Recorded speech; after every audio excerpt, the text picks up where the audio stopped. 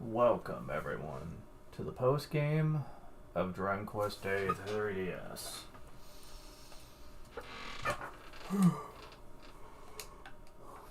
Now, I'm not saying that this is terribly designed. I'm not saying it's super frustrating. But what I am saying is that I don't like it. Well, for the most part at least. There is one good thing that'll come out of it, and we'll get to it much later, but in terms of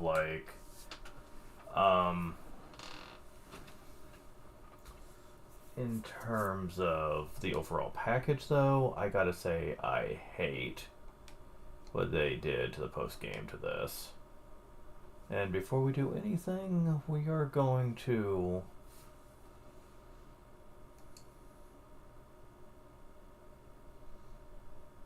go to Arcadia.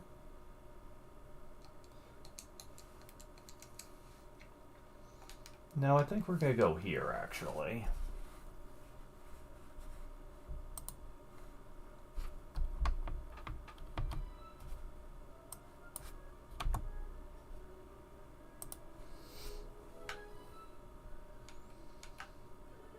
I guess we're gonna be getting just a few more levels before we even start this.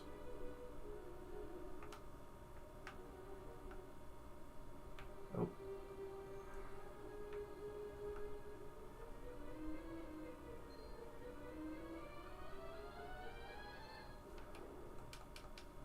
Whoa, really?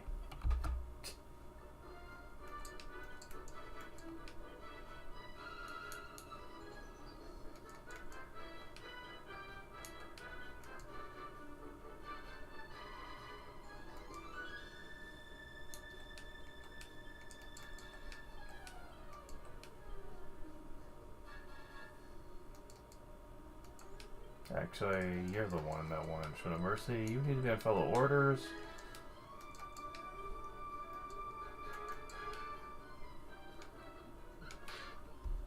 Yeah, I'm not even gonna bother with that one. Level up. I'm kind of surprised for that. HP 6, MP 6, level up. Armor needs 4 strength, 2 agility, 5 wisdom, 2 resilience.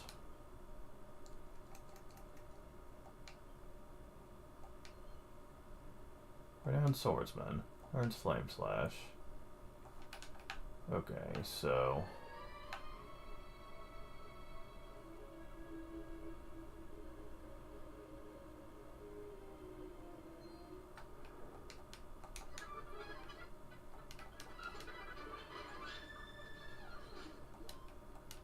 okay. So we're really?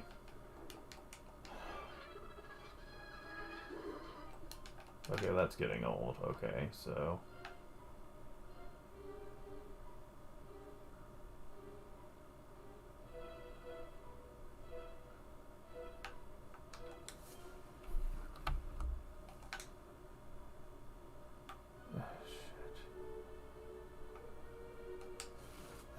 wow, they were gonna make this one really big pain in the ass, aren't they?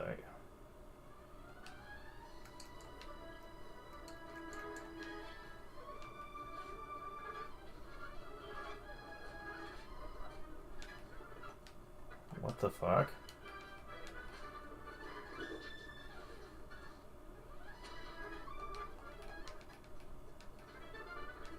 What the fuck? Why are you using that?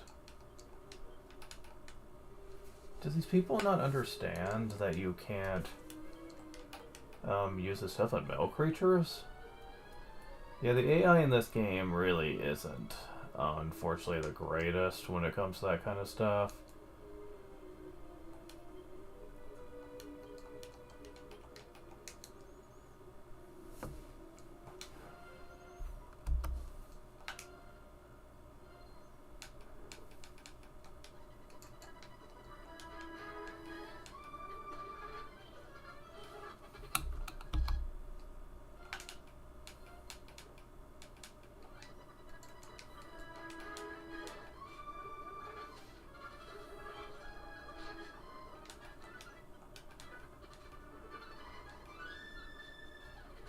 There we go.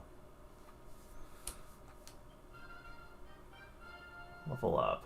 Mori gets 6 HP, 5 MP, 3 strength, 2 agility, 4 wisdom, 1 resilience, 7 skill points. I can finally get Monster Mia.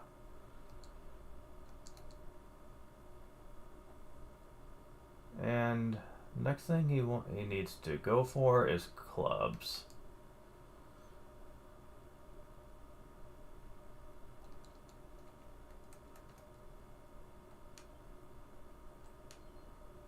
This is improve his physical fighting techniques.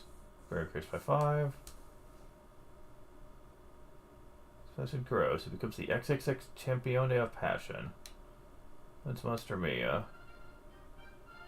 Level up. Red gets 4 HP, 4 MP, 2 strength, 2 agility, 6 wisdom, 2 resilience, 6 skill points.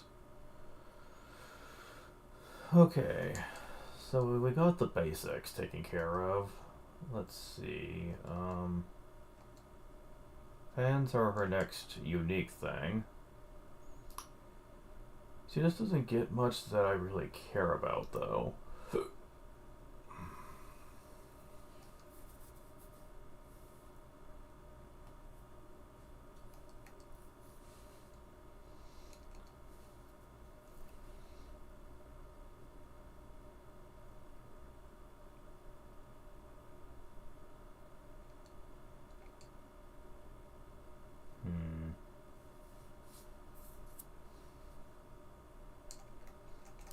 Yeah, I'm just gonna go with this. Physical fighting techniques. Power reduced by 5 and just go to the whip. Level up. Jessica gets 8 HP, 4 MP, 2 strength, 2 agility, 7 wisdom, 2 resilience.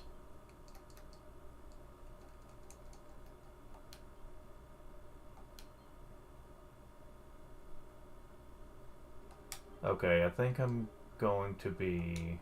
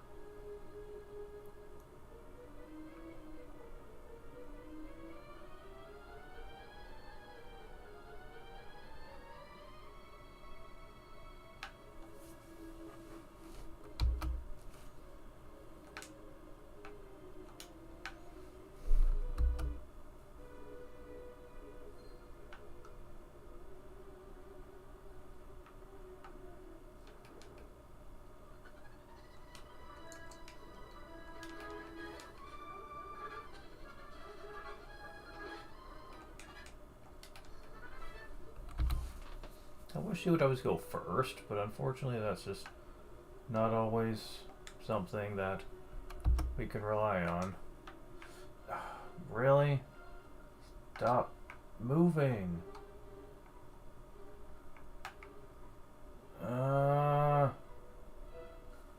Fuck off.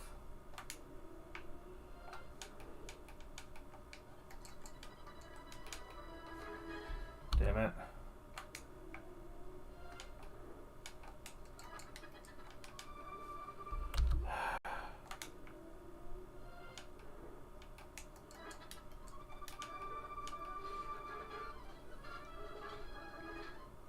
Okay, there we go.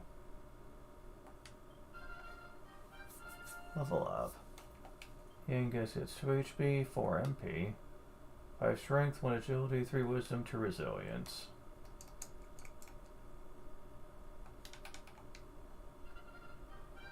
Level up.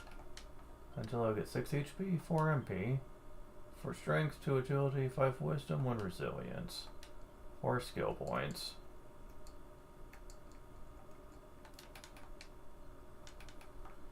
Okay.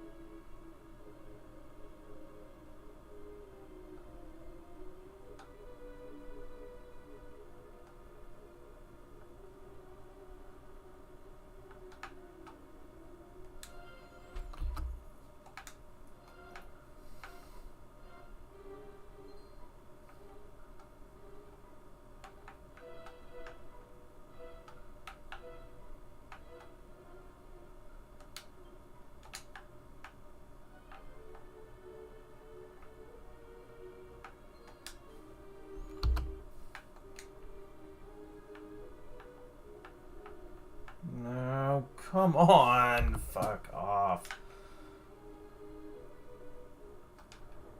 Okay.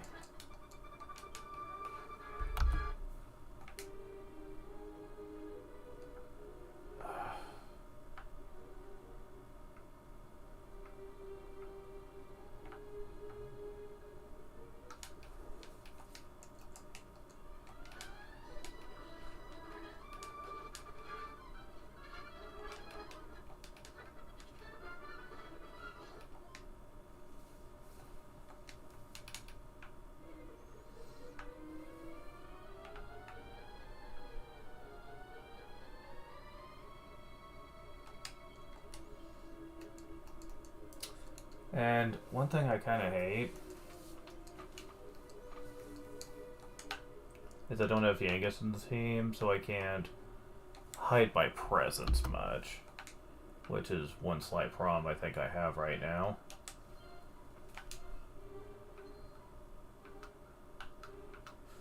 Fuck you. Yeah, that's actually becoming quite a problem.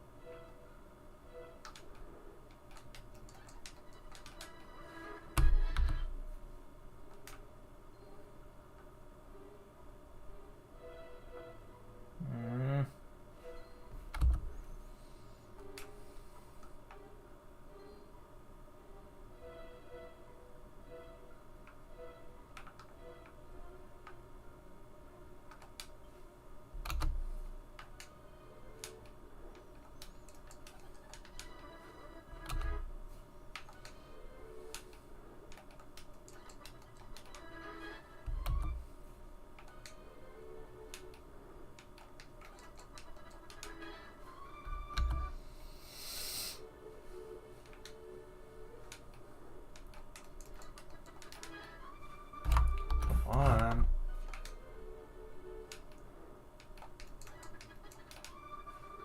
Oh, what the fuck? Oh, there we go. For a minute there, I thought I was fucked with this one.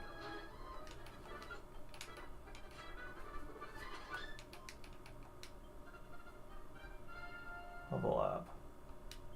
I'm gonna get 6 HP, 6 MP, 3 strength, 2 agility, 4 wisdom, 2 resilience, 7 skill points.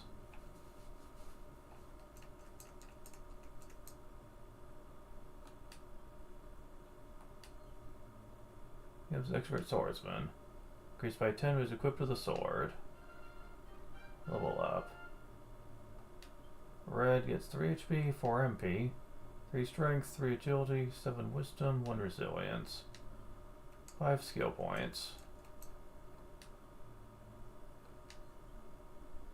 Becomes a wannabe whipper. There's Hypno Whip. These have dragon dung. Wow, really? Okay.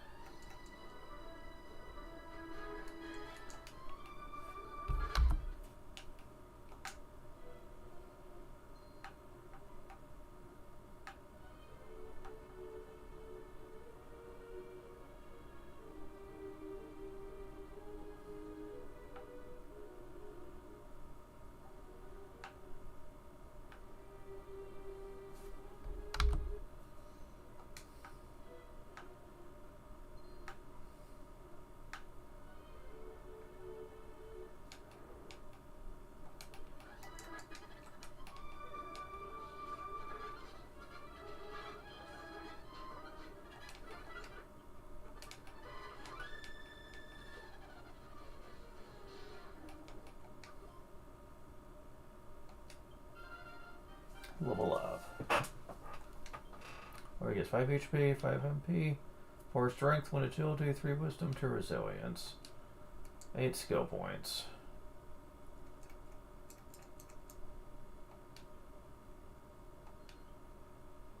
Becomes a dunking debutant. Learns Shatter Shield. Level up. So it's going to gain 6 HP, 3 MP, 3 strength, 2 agility, 7 wisdom, 2 resilience, 4 skill points.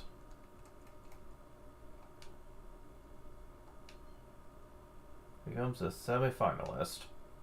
His leg critical hit, which is fighting unarmed, increases.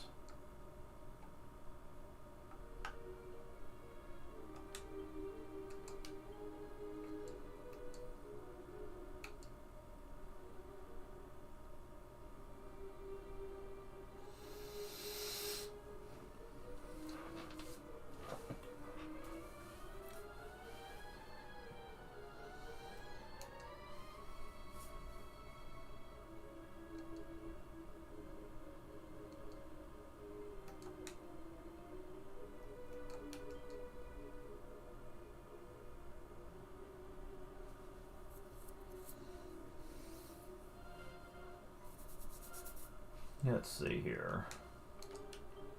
I also never realized just how little equipment Mori has.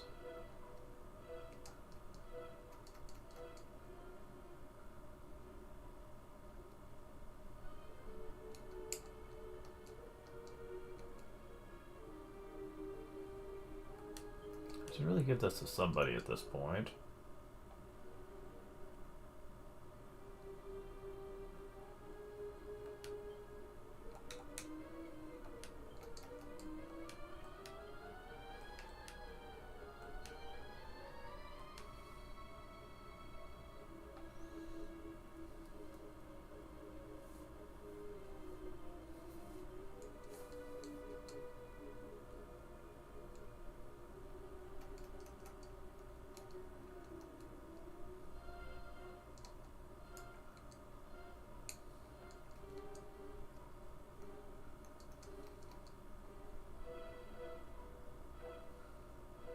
Nah.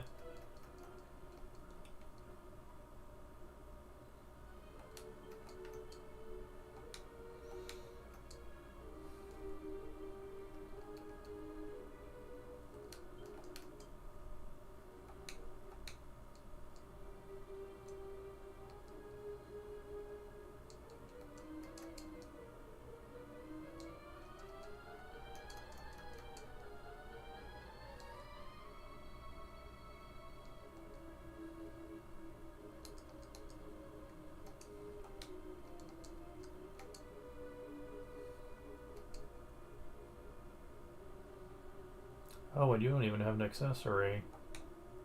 That's so.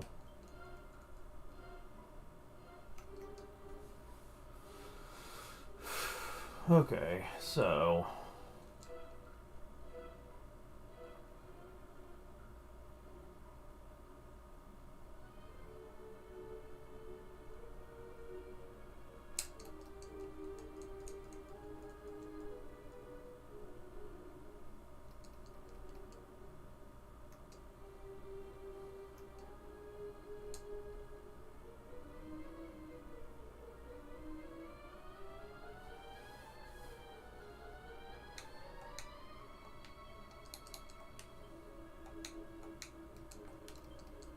Can't use it from here, right? Nope. Didn't think so. Alright. I do have a lot for a Calcom that I haven't really done much with, so may as well do something about that. Can't go too willy-nilly with it. It is still very limited, but we can at least do something.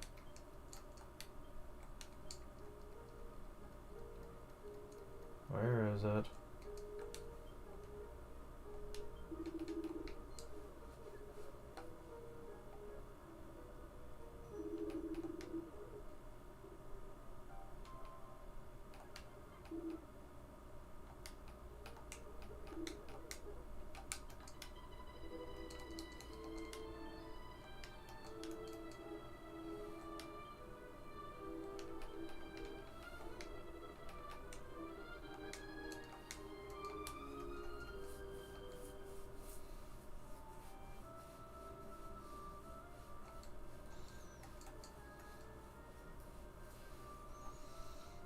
Okay, so...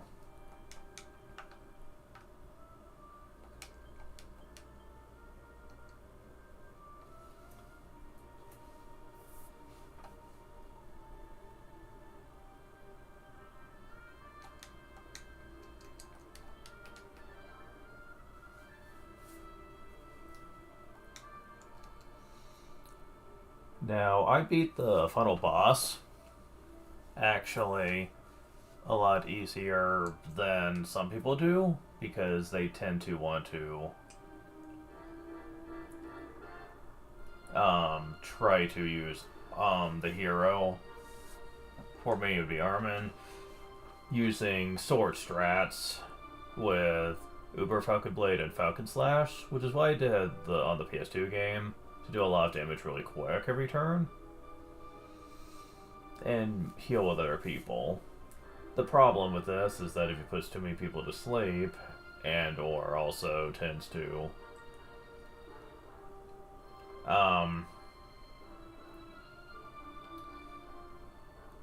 also like keeps too many people healing per turn, then it slows the battle to a crawl, especially if Armin is the one he targets for sleep status.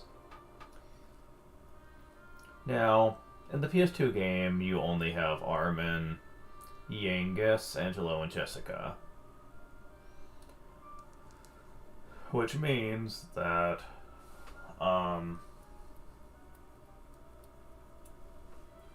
only two people are probably even going to be good for group healing. Aside from Armin, anyway, and that would be Angelo and whoever has the Sage's Stone.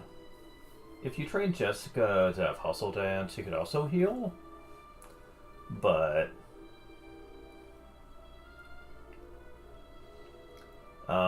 it's in your best interest to want to try to take advantage of someone with extremely high damage as much as possible, though. And I think Armin having Omni Heal, he should be the healer of choice in that battle. Because you don't want to be in a position where multi-heal can't keep up the healing, ever. Which I think is why having Armin be the healer is more important. In the 3DS remake, they make this easier by giving you two characters that are just really good at high damage output. Mori and Red, so having Armin be a healer isn't a bad thing at all.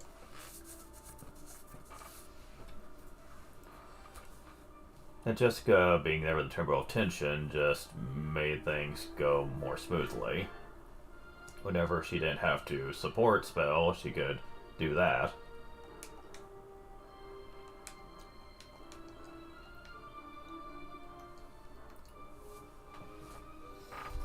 Now, in case you're wondering what we have to do now,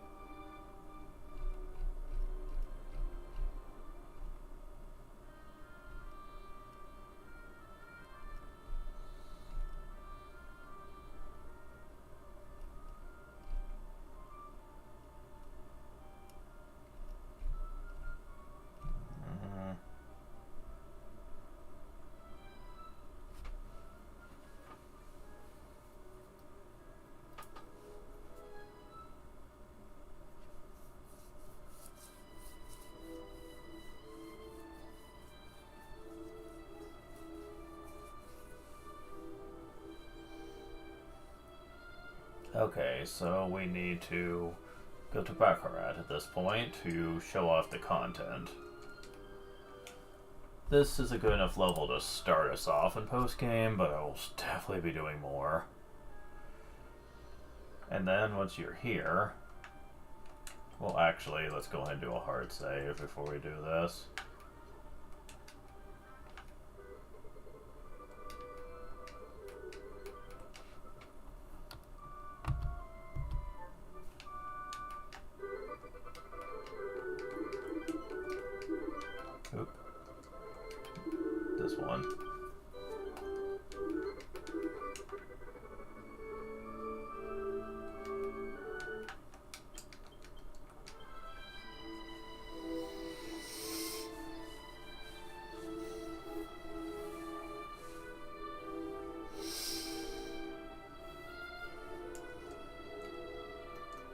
Now, I have plans to show off the post-game, and I don't mind if I have to cheat to do it. Why do I make a point to mention that? Simple. I have an editor, and it lets you customize your stats as you see fit. And I'd like to say that I don't need to do that, but we'll see how it goes. Some of the post-game and the 3DS version, I've been told, gets kind of bonkers. Okay, so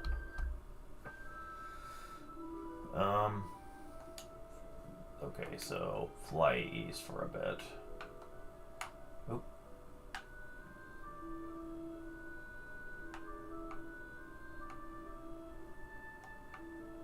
Is it this?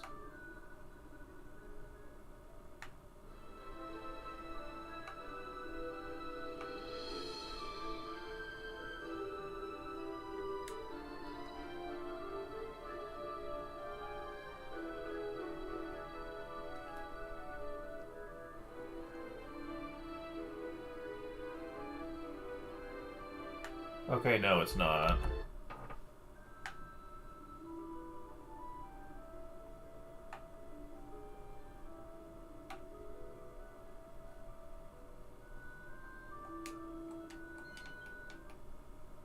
This is, okay. That was actually the final boss. You just can't get to it unless you're riding, well, Rami, I guess I should call her now. That's her actual name. But no, this is actually the start of the post-game. I think you can get here before you beat the game, but you can't really do anything, because that's not glowing. You would examine it and it would say something like, you feel a presence, but it's too soon to be here, or something like that. But during the post-game, this is different. Welcome to what the game calls the Dragovian Path. Okay.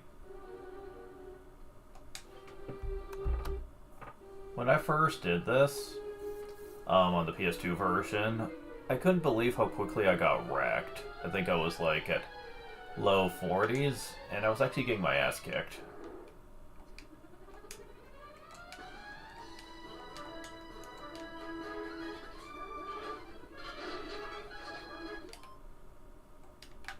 Some enemies I could handle. I think these enemies are kind of weak, but there are some things in here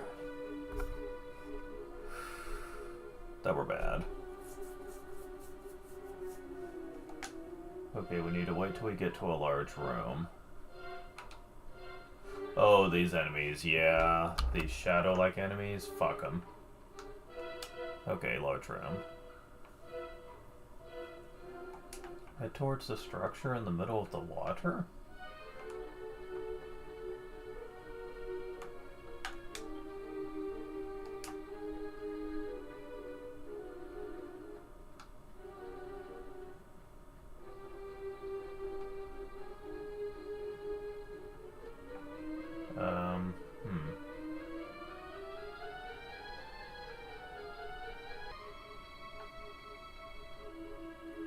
Wow, I'm already kind of lost. Hold on.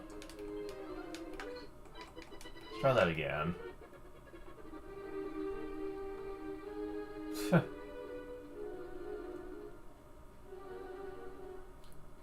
This place is really fucking evil.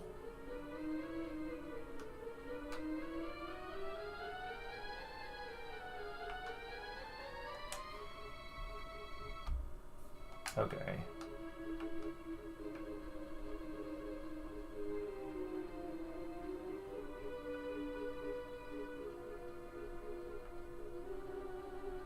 I think the fact that there's not a mini-map in here is just gonna make getting the treasures really freaking hard.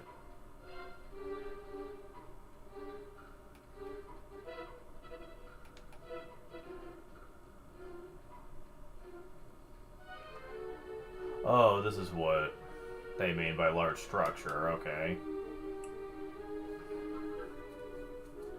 Any metal git.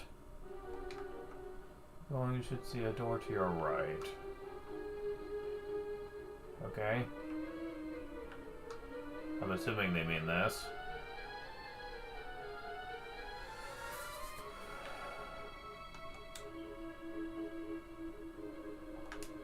Until you reach an intersection. Well, that didn't take long.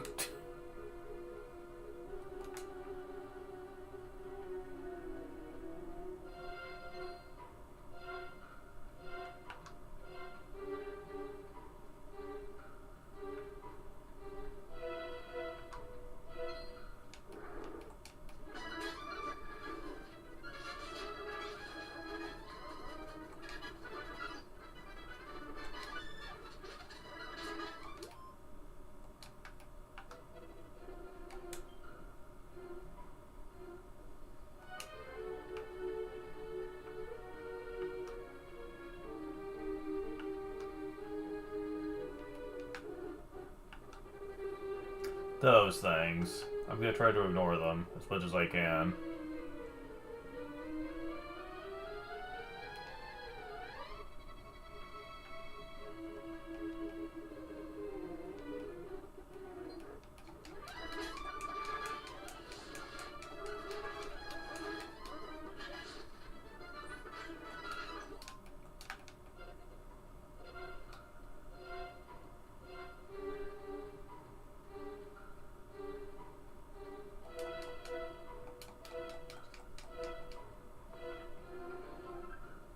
Liquid metal armor.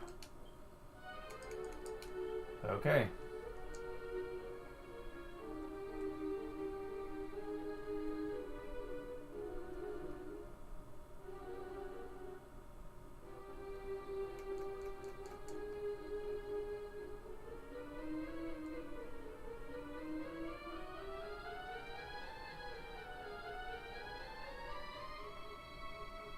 This is enemy He's damaged by a third. Oh, but just from enemy spells, okay. Yeah. I'm wondering about that, actually.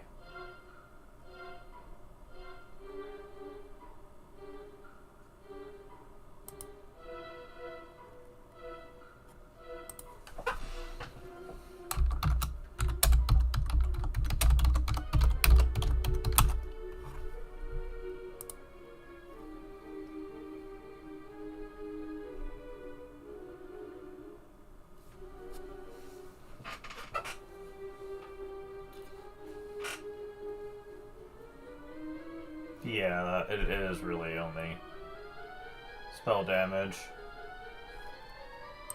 So yeah, probably not worth it compared to the other stuff. Breath attacks matter a lot more in this game. Nope, damn it.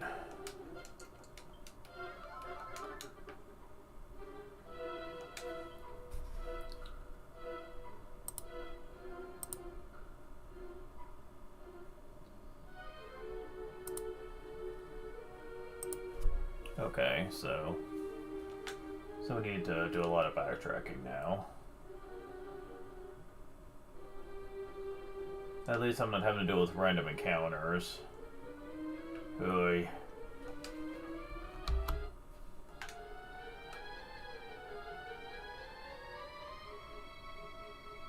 Because having to deal with those things, and the box enemies, ooh, like, those things can easily wreck you. Jeez, now I need to figure out which intersection leads to what.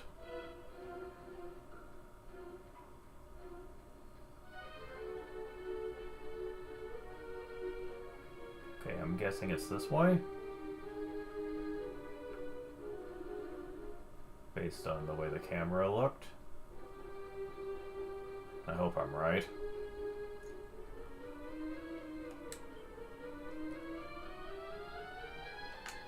Gotta reach another new intersection.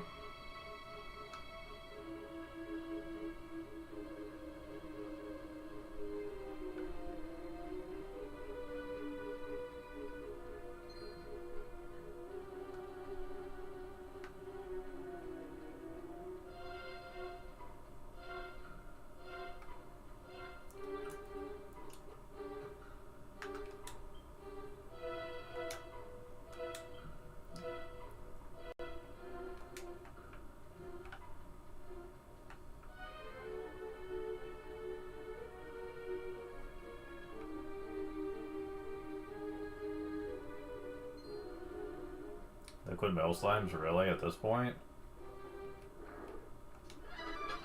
Well, Liquid Slimes show up here too.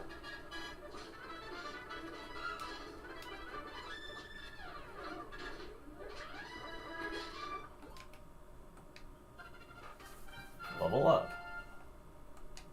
It gives it 2 HP, 4 MP, 4 Strength, 1 Agility, 2 Wisdom, 2 Resilience, 2 skill points.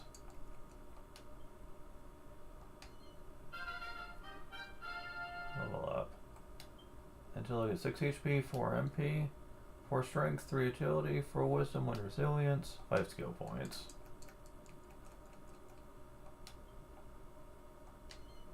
Skill increases, becomes a Charismatic Knight. Joe learns the band dance.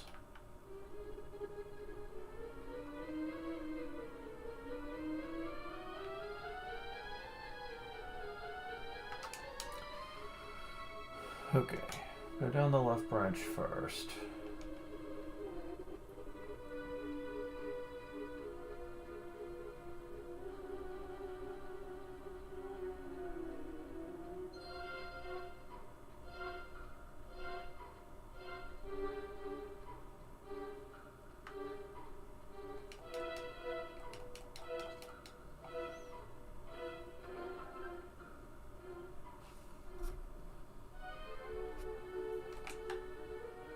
Take the right branch this time.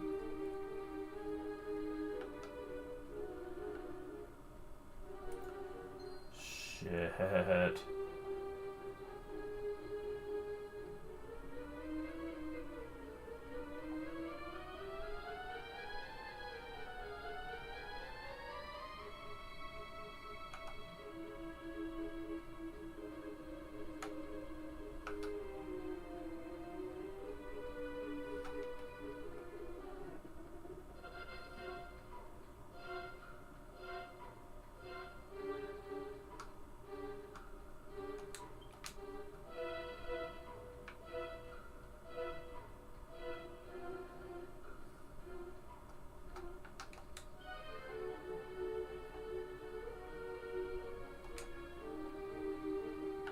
Take the right path.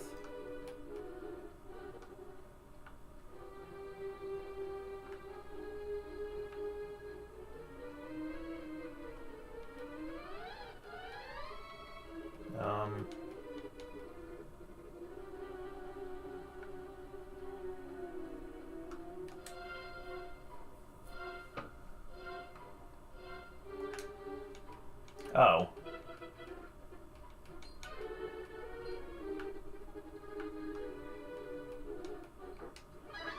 Fuck. Okay, thankfully they did not use their instant death magic.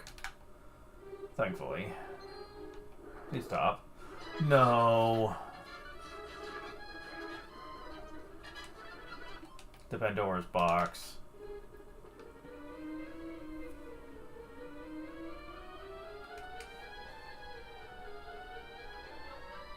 Thanatos' shield.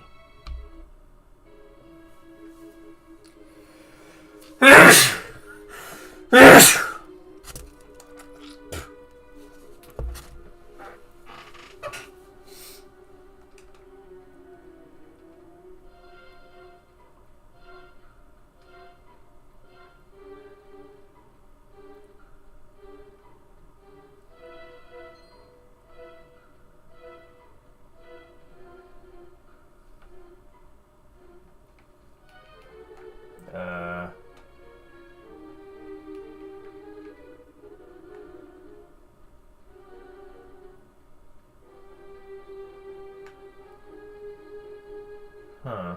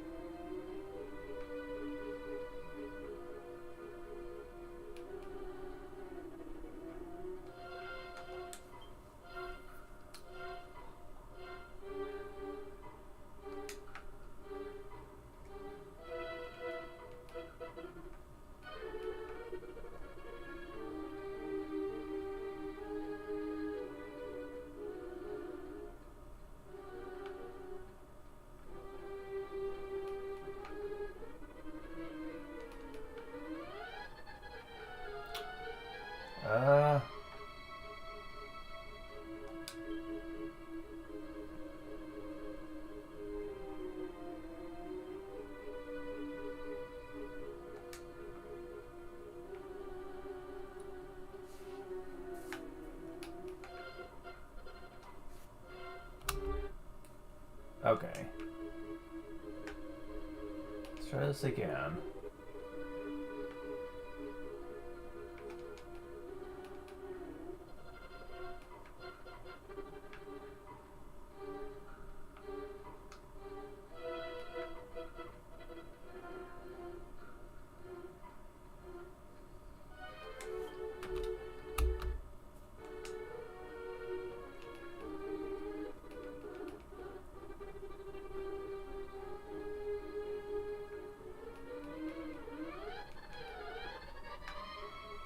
Aha. I think this is where I need to go. Yep, it is. Okay, this is different. Lack of a mini-map is really dumb in this place.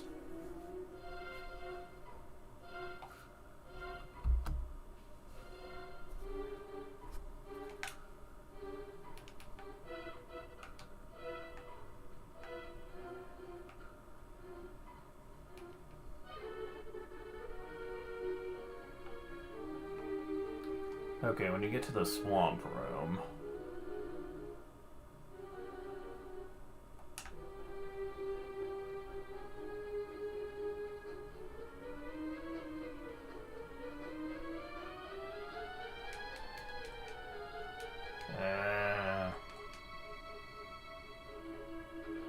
Get a mini medal? It's actually a Pandora's box. Fuck you. Ow, you fucker.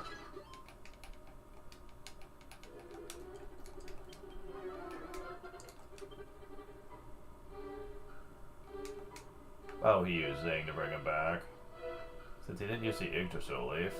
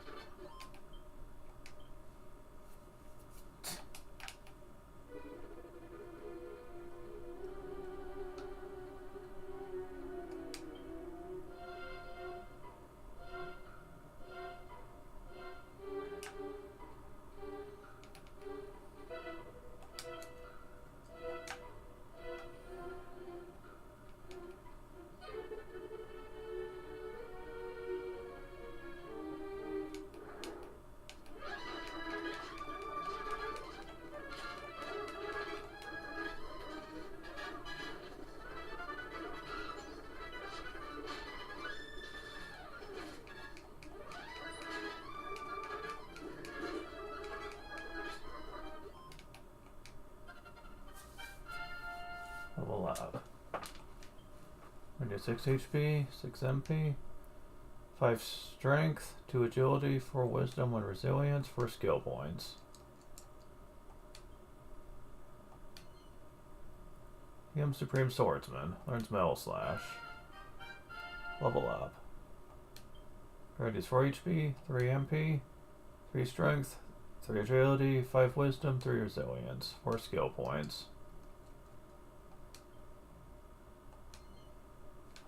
Well, if I'm going to be metal hunting again, the Uber Falcon Blade would actually be good to equip on him, since he now knows Metal Slash.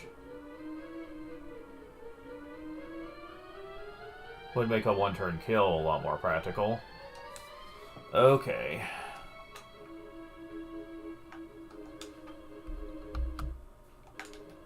I believe this is where they want me to go. Fuck.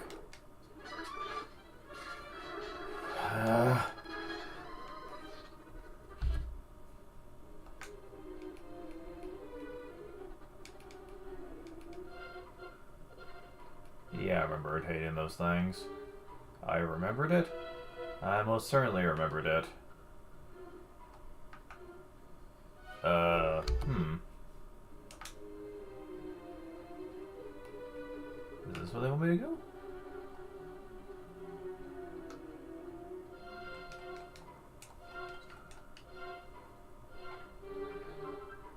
Metal King Spear. Fuck. I skipped something somehow. Yeah, in case you're wondering, Metal King Spear is actually what you would need to combine with something else. The Razor Wing Boomerang to make the Metal King Boomerang, which I currently have. And let me just say, that is really rude to expect you to go through all that just to get a reasonably good boomerang for this part of the game.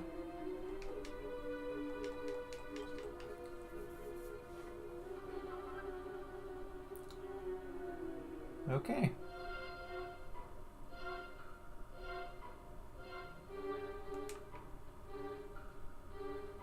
Now we're done in this sequence.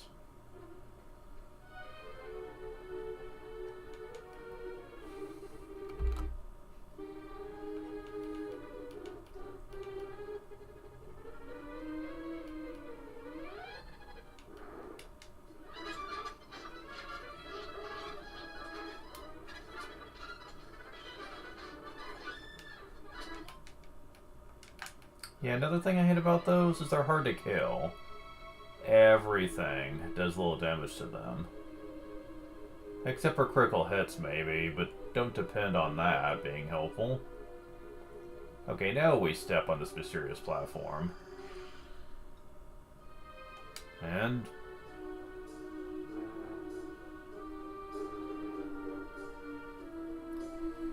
and now the music got creepier. Now new enemies can show up in this part of the place. We have these guys.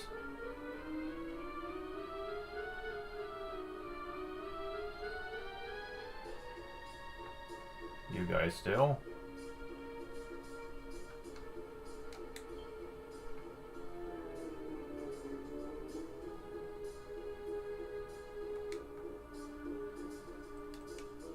Tombstone. The description reads, "It lists my beloved Eltrio. May he rest in peace." Eltrio? If you read the books at the Kingdom of Argonia, you'll know that King Clavius had a brother called Eltrio. That's weird. What's up with that? Oh, right. These enemies. They're not as bad as the instant death ones, but... okay. So we have the final intersection here, and there's the item, okay. Alright.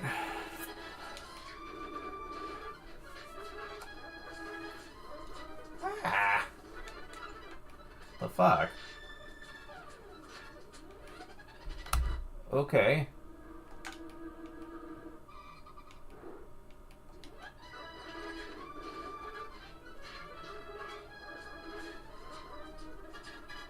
Oh god, wow.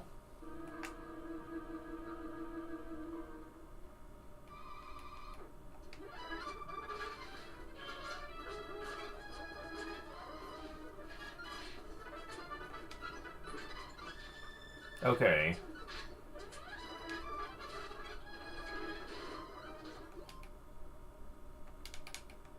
Lots of good experience, but fuck, man. That was rough. Mini metal get.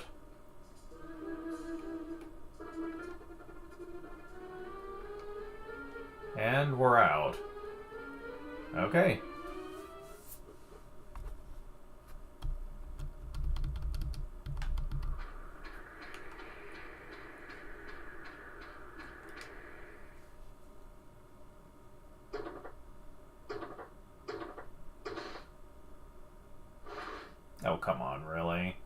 I'll just wait for a locked door.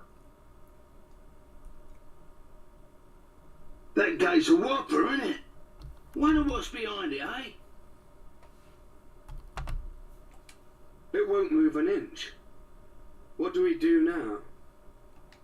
Well, we can't just turn back. Come on, someone must have a bright idea.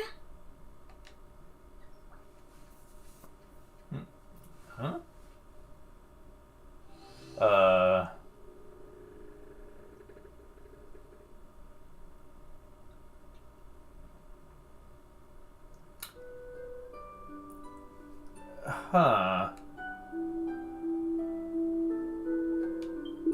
It's the most big of open doors humans could though. Feel a bit daft, really. What was a little much evil over the gate? Is that even possible? Fridges that went on automobiles. You look a monster now, if you ask me, showing his true colors. I think his occasional fire breathing was already fairly monstrous, but still. Around our long way ahead. Should we go after him? Something now? Go and see what's in store for us. Alright, the door's open without us busting this too much gusto, eh? Time to take the first step to a new world. Blimey, that mouse is either super strong or empty with a lockpick. Don't know what just happened. I ain't gonna think about it too much. However it happened, door's open now, so get cracking.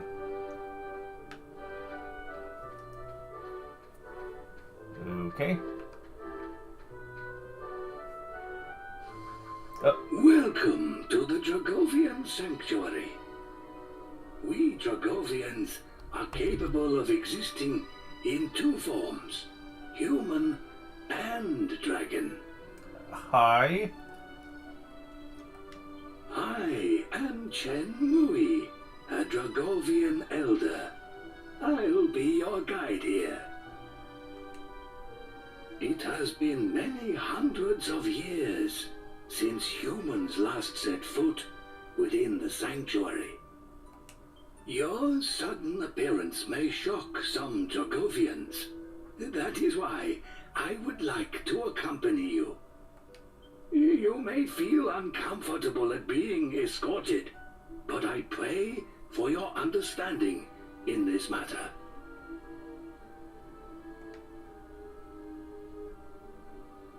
Well, for once, they aren't giving a yes or no to that.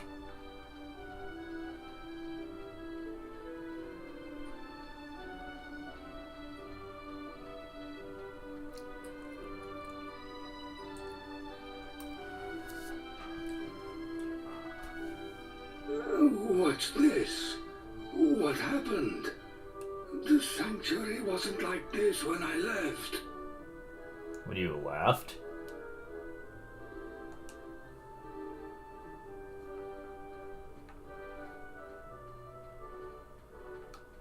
Okay.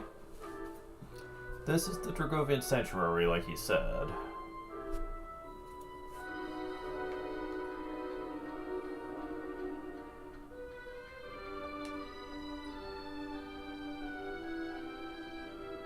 Are you humans?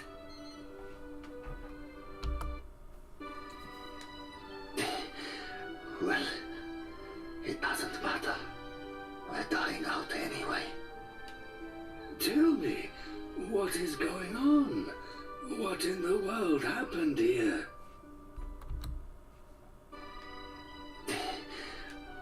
Tell me.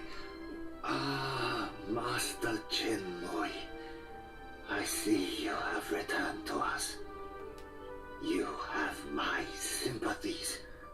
You've arrived just in time to witness the end of the Dragovian race. The end of the Dragovians? Things are even worse than they appear. We had better visit the other elders. We must get to the bottom of this.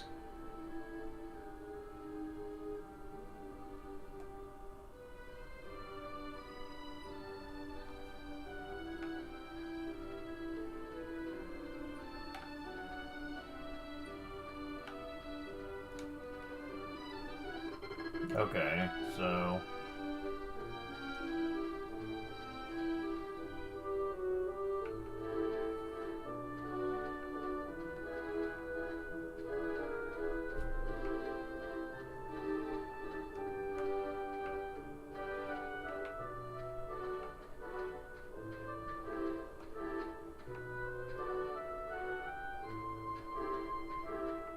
Trying to figure out where they're trying to direct me here.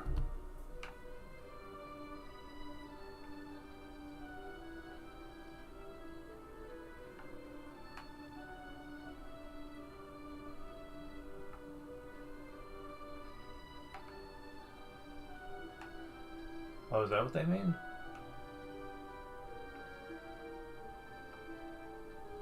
Oh, here it is.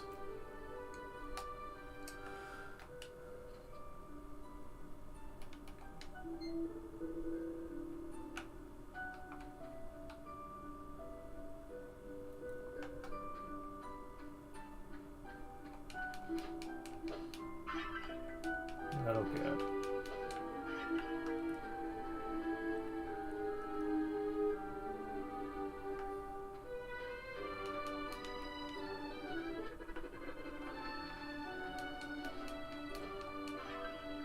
Fresh milk.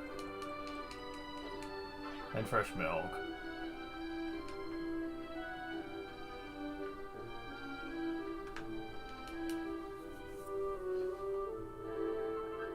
Premium mold.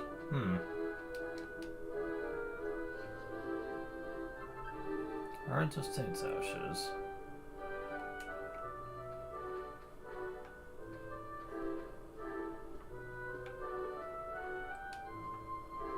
Talk to me. Humans! What are they doing here? If only I had the strength to turn into my dragon form, I would scorch them where they stand. Oof. Well, something happened here. I should have expected that even ill health wouldn't quench your hatred of humans. Master Chenwei, so you brought these humans into our sanctuary. You traitor! It's ridiculous notions like this that made your daughter commit her offense against our race. Huh. An offense against our race, you say? You haven't changed one bit. Well, there's no sense trying to reason with a stone. Let's leave this stubborn old man to his own devices. Fool or not, it isn't right to antagonize a man on his sickbed.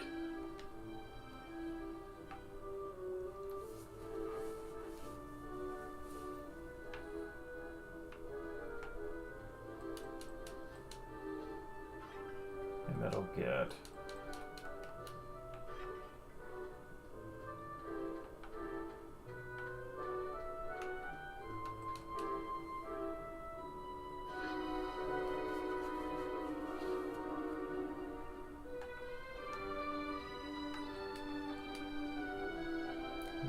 If the dragons are true, we've driven out at once.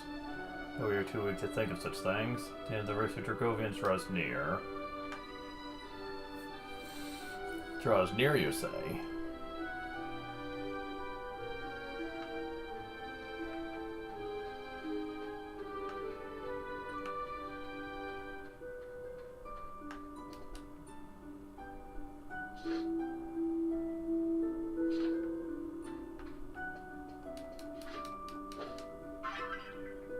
Dark salt.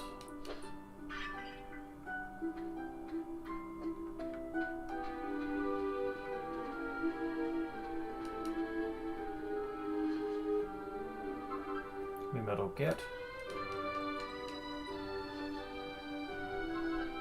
And milk grass.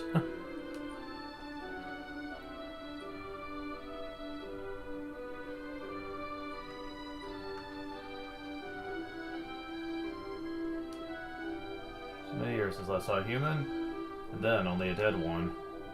Did you ever see Raced on your way here? This is where his body was found. Some 20 years ago. This young man appeared to be royalty of some kind.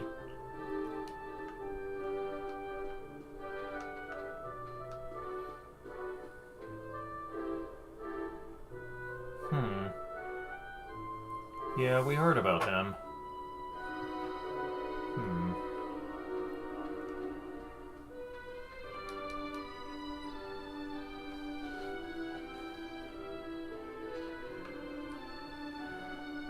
The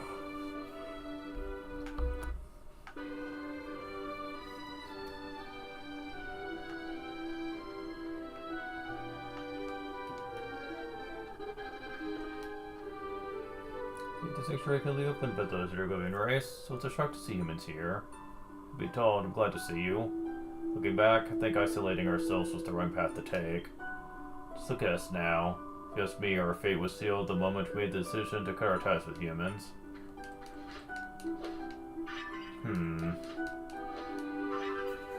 What will Yggdrasil do?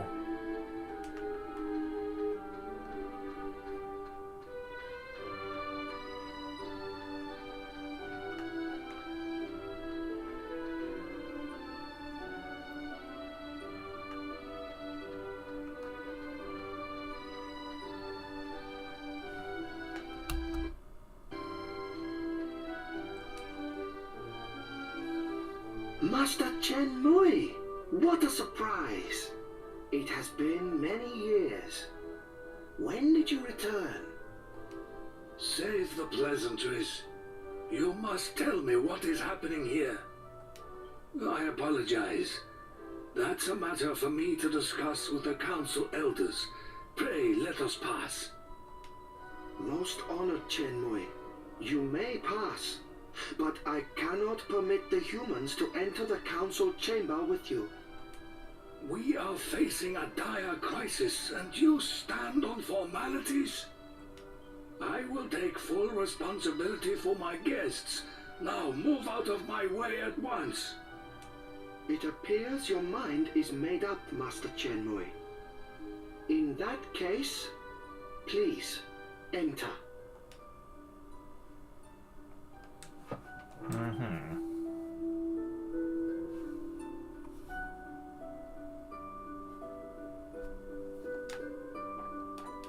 Time for a plot dump of sorts.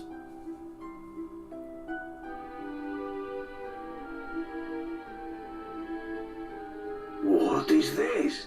The Council of Elders is in session. Ah, if it isn't Chen Mui. It is indeed.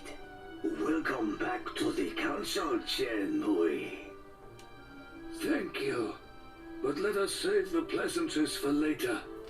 First, tell me how the sanctuary could have fallen into this state. Yes. I forgot that you left before the ritual was carried out. Very well. Let me tell you how all this came about.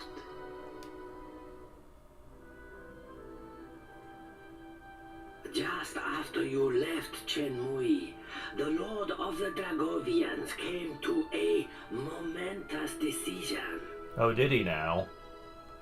As of course you know, we Dragovians are both human and dragon. He decided the time had come for us to abandon our human forms once and for all. What? Preposterous! Does such a ritual really exist? Our Lord ascended the heavenly dais to test the ritual on himself first. Once it was completed, our Lord became a dragon once and for all. Or so he thought. In fact, the ritual failed. As you know, it consumes a great deal of energy for us to remain in our dragon forms. The ritual compensated for this by replenishing the energy from the ambient surroundings. In other words, our Lord began to absorb the energy of his fellow Dragovians. We are slowly being consumed by his unending hunger for energy. Thus, the sanctuary has fallen into discord and disarray. As soon as we realized the ritual had failed, We appeared before the Lord of the Dragovians to plead with him to reverse it. But the ritual appears to have affected his mind as well. In his current state, he cannot be reasoned with. What now sits upon the heavenly dais is not the Lord of the Dragovians, but a savage, uncontrollable monster. He attacked us. We had no choice but to withdraw. And soon the sanctuary of the Dragovians will be no more. I can put it no more plainly than that. I see. It appears terrible events have unfolded during my absence. Chen Mui, I meant to ask earlier, but who are your companions? They appear to be humans, if my eyes do not deceive me. I mean no rebuke. I am simply curious. Your eyes do not deceive you. These humans intend to confront the Lord of Darkness, Rapthorn. Yeah, the game pretends you haven't beat him yet. So this happens right before you would fly up there to fight him using the orbs. Indeed. Is he? There will be time for that later. They plan to confront the Lord of Darkness, you say? If that is the case, they have arrived at a most fortuitous point in our conversation. But can we really entrust such an important task to outsiders? Outsiders? Perhaps you should introduce yourselves to the Council of Elders.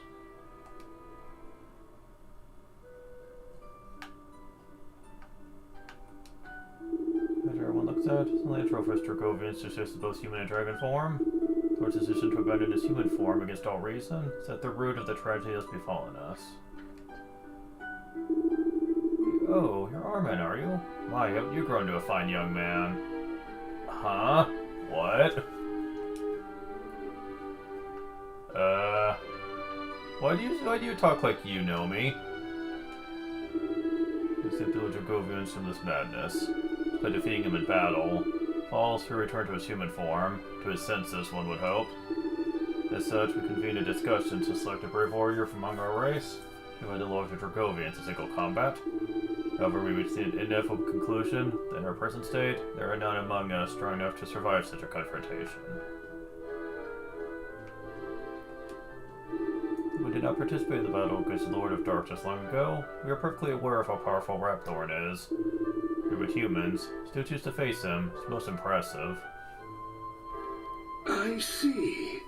It would take powerful warriors indeed to overcome the strength of the Lord of the Dragovians. Which makes these humans perfect for the task. Indeed, their valor has been acknowledged by none less than the godbird Imperia. The godbird Imperia? I hesitate to ask any more of you when you already journey under such a terrible burden. But before you confront Rapthorn, I would ask that you face the Lord of the Dragovians. Think of it as a personal request from me. Will you accept? Nah. I beg of you to reconsider. This is a golden opportunity to rebuild the bridge between the societies of humans and Dragovians. The futures of both of our races lie in your hands. Now, can I count on your help? I beg of you to Okay. But thou must. I had faith in you from the very start. Simply hearing that lifts my spirits immensely. Please, come to my home. where I will prepare a cheese banquet suitable for great heroes such as yourselves. Cheese banquet, huh? Odd thing to bring up. Okay. Oh, wait, we're not done here yet.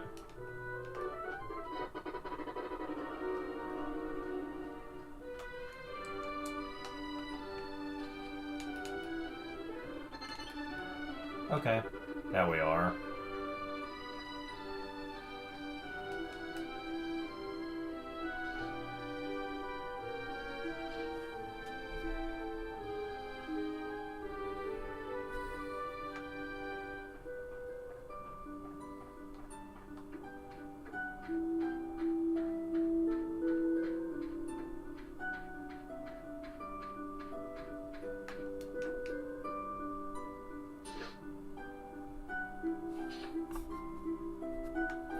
You couldn't make purchases here until you spoke to the elders to get permission, but now you can.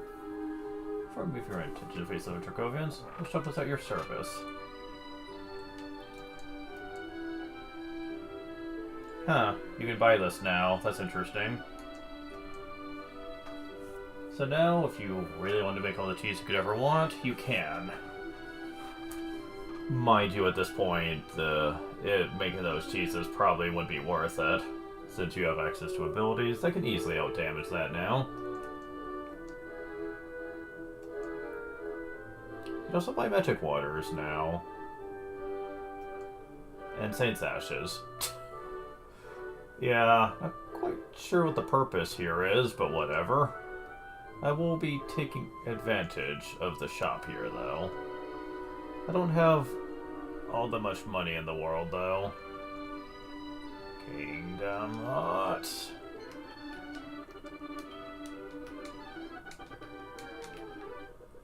But if we really wanted money, we could easily get it. Oh.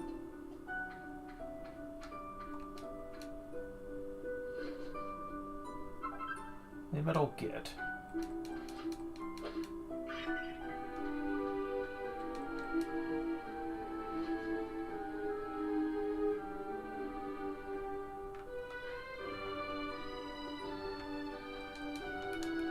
Chunky cheese.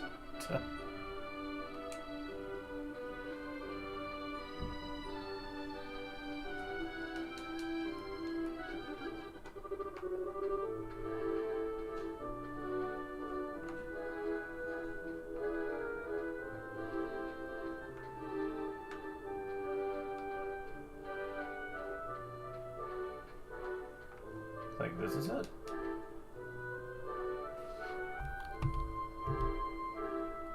Yep.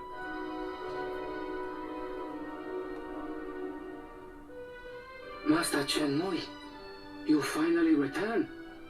I have looked forward to this day. Ah, yes. Thank you for watching over things in my absence. Yeah, about that. I brought some human guests with me today. I want you to make sure they are comfortable. Guests from the human world? Do you mean one of them is Miss Chia's? Why don't you begin preparing tonight's meal? Of course, Master. A cheese banquet, I presume. I'll begin preparations right away. Please, make yourselves at home.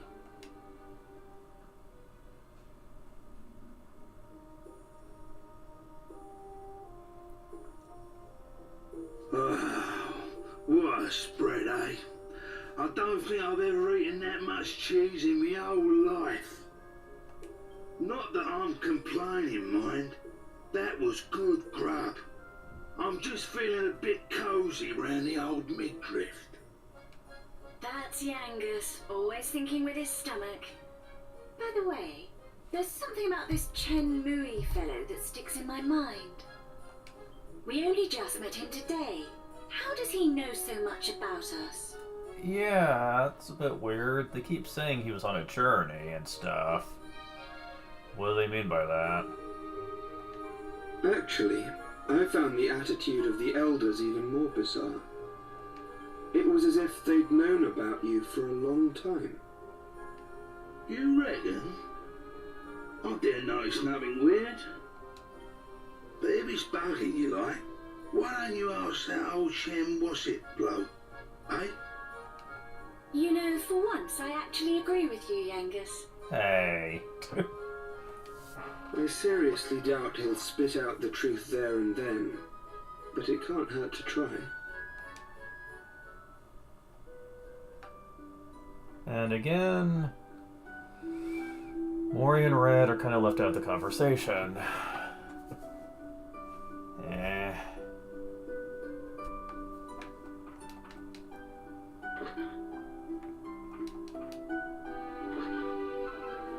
I need metal. Chest. It's securely locked, it can't be opened.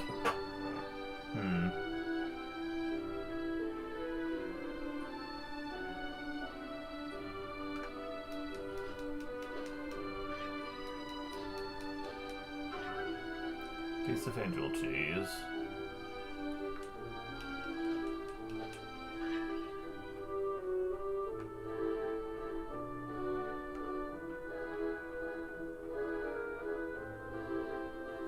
Let's see.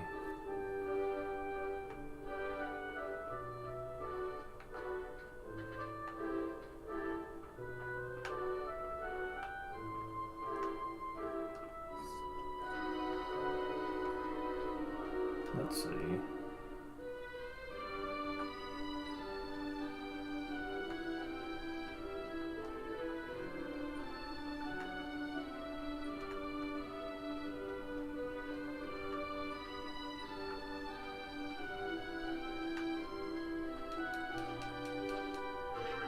New metal kit. And highly strung cheese. That's to give it sanctuary lives an old grave. Thanks to El Trio, human who promised his heart to Mishia. Fiercely tempted to follow his beloved from the world of humans all the way to Dragovian sanctuary. Proteer is long and fraught with perils. Died just before reaching the end of his journey.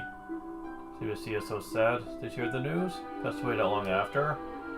Now Mr. Chenmue deeply regrets his decision to split the relationship asunder.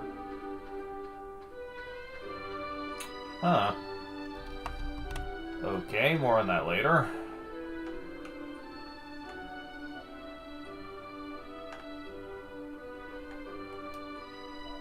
Interesting, it must belong to Shumei's only daughter, Jia. She's a curious, adventurous girl. She had to go and see the world of humans for herself. Noticed she was missing. Still have to find her and bring her home. Found me Loki's daughter. She'd already fallen in love with a human. So Trio was a prince in the world of humans. Name of his kingdom, but do recall it having a certain tradition. And they give her ring with a special jewel set in it to their betrothed.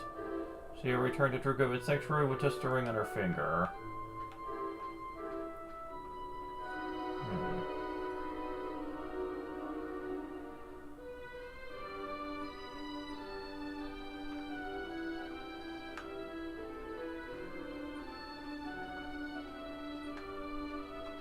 Haha.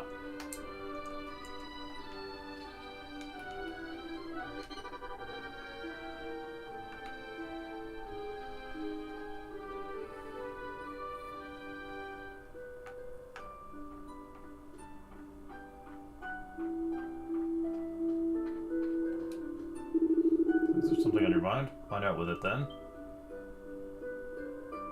See, you're curious as to how we seem to know so much about you. It's really surprising, but I'm going to have to ask you to wait. For the moment, I'd like to focus the matter at hand. It's bringing the Lord Dragovians back to his senses and saving the Dragovian sanctuary. For the task, I promise to answer each and every one of your questions.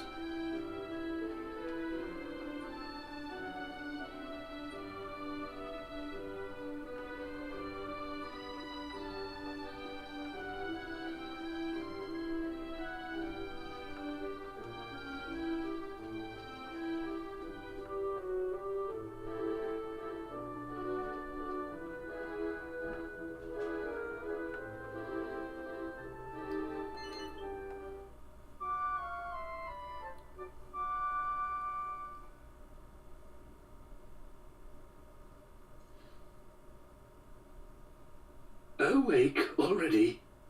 How do you feel? Did you sleep well?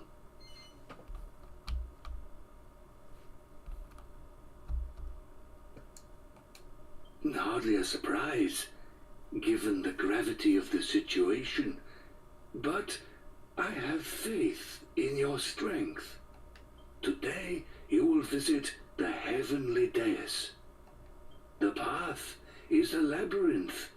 The entrance lies beyond a portal, beneath the council chamber.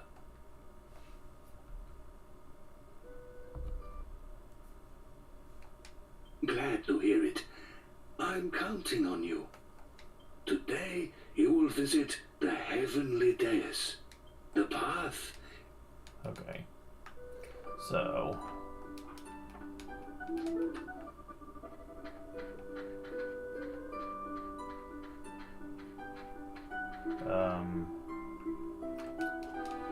Okay. I'll have to go downstairs.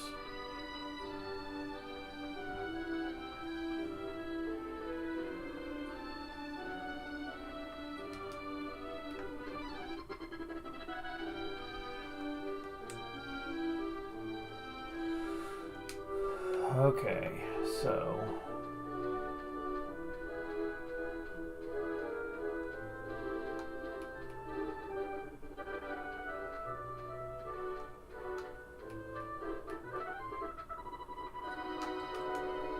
I don't know if I'm gonna have time for this or not.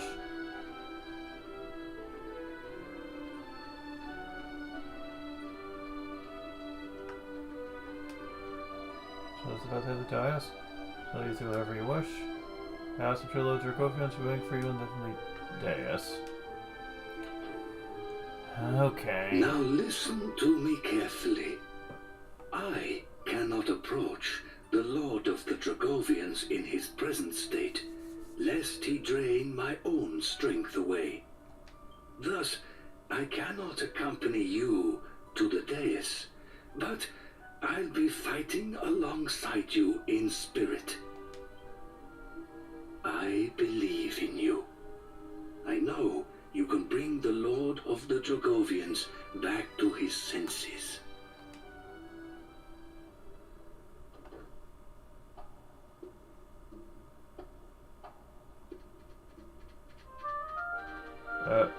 And there's Munchie.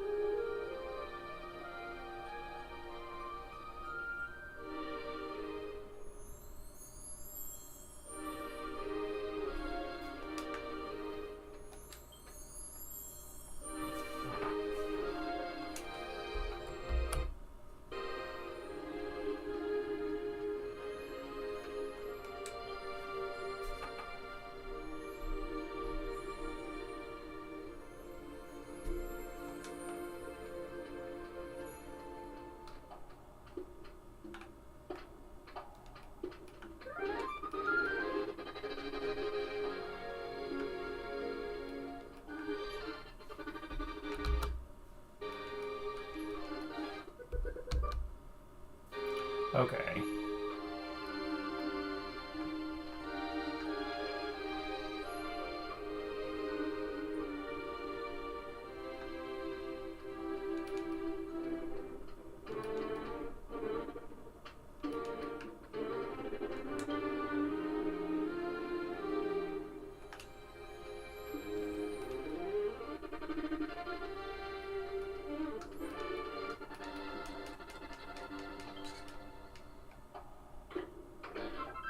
Dangerous bustier.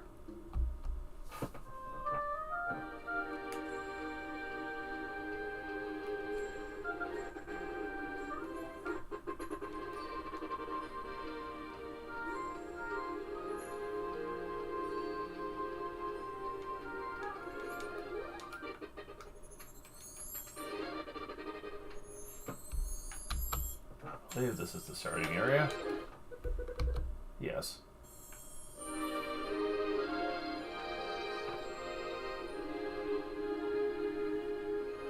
Make this central path this time.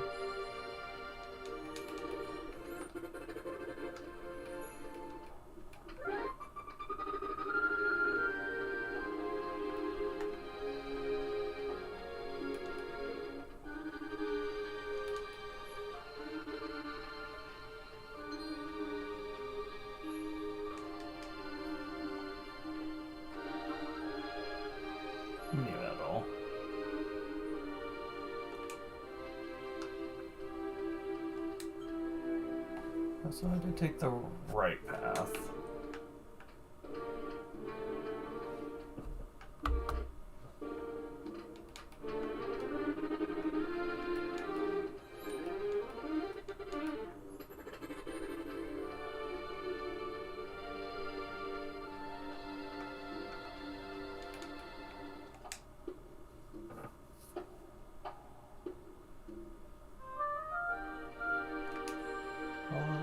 Stairs to the next level. Well, they're not invisible, they're transparent, but...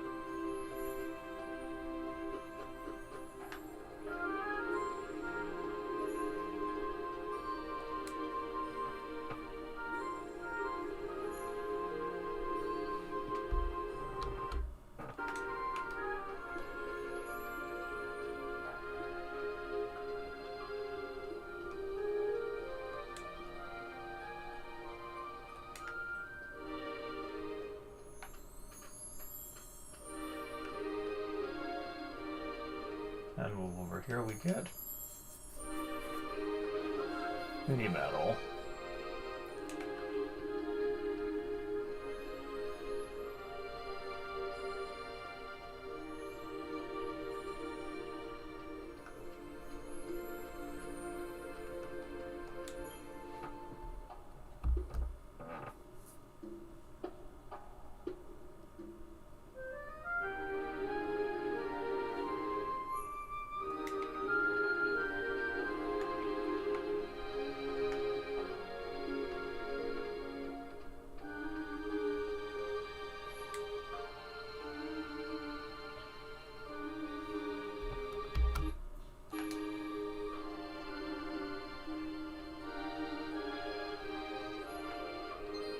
Damn it. Oh my god.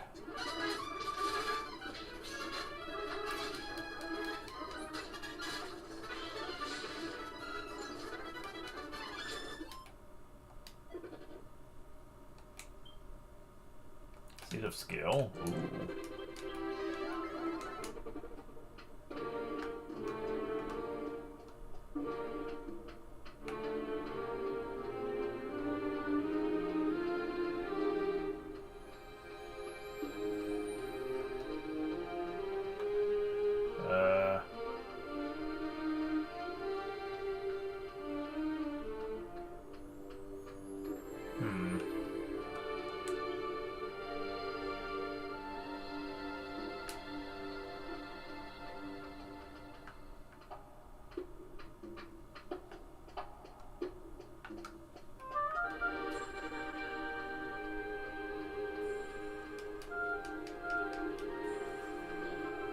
Skull Helm.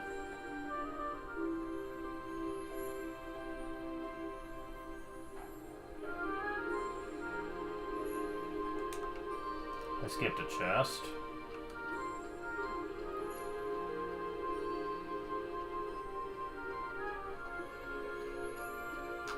That's because I went down the wrong boy. And this one has an auric outcome? Okay.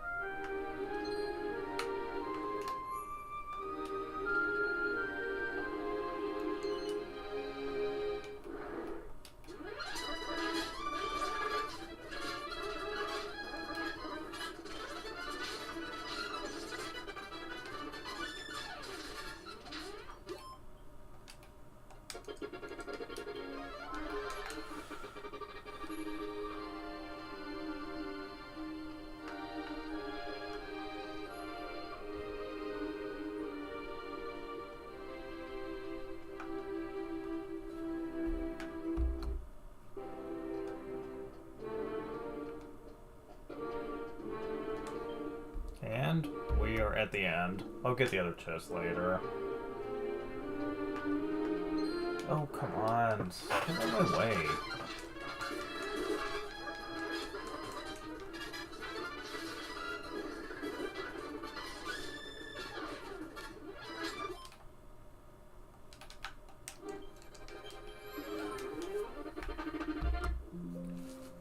And here we go with this shit again.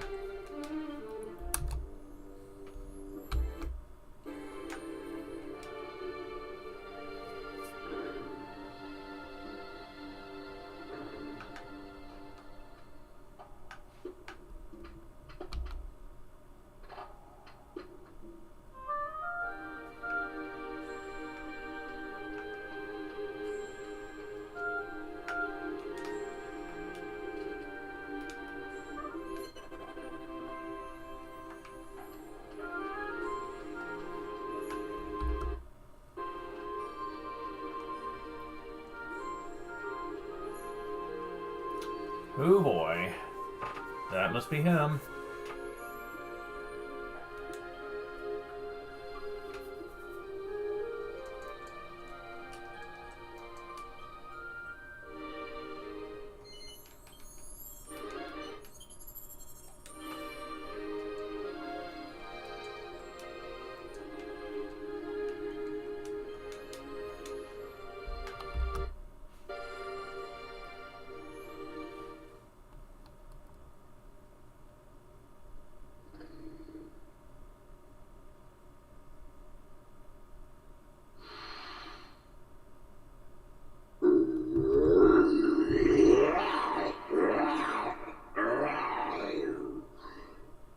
Why do humans dare to appear before me? Perhaps to offer themselves as sacrifices. Very well. Your wish is granted.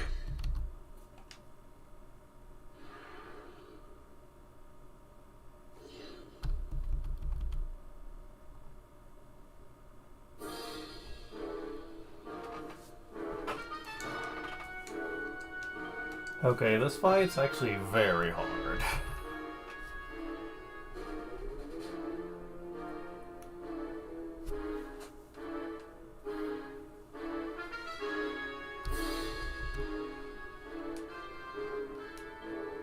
You basically want to start with this and hope to do as much damage to him as possible.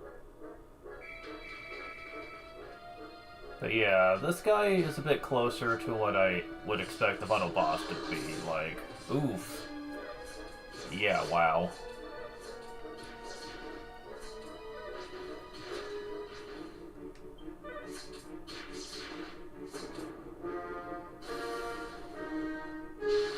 Oh well, he didn't last. And that sucks too. Because he can sometimes do a double hit.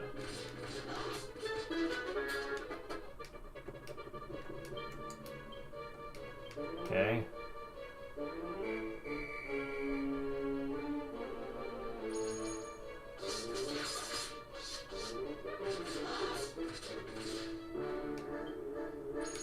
Okay, good.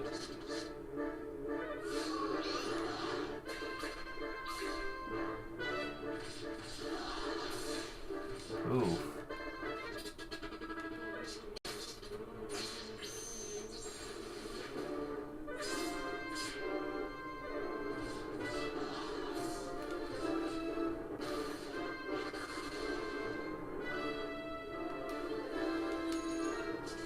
Good job, guys.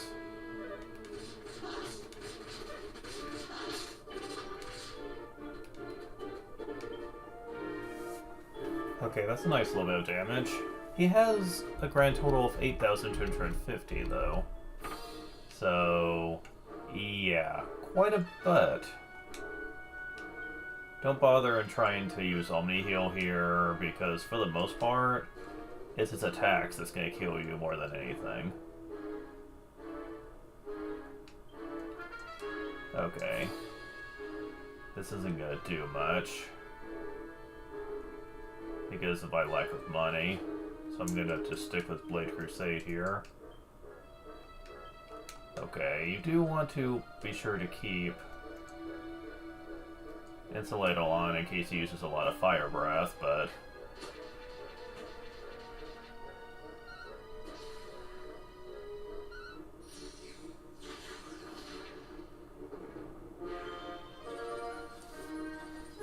Alright, what you gonna do?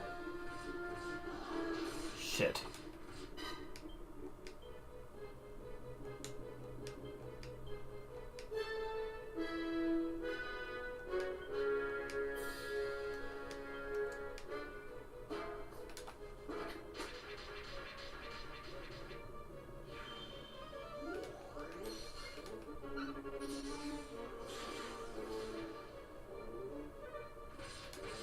Oh, fuck off.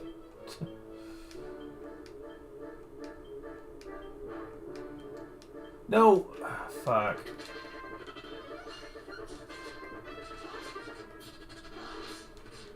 Oh, shit.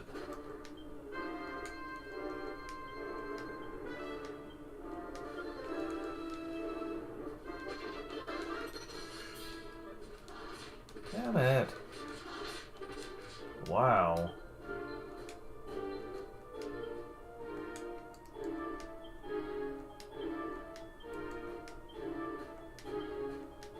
They could have control that badly, huh? Yeah, what the fuck?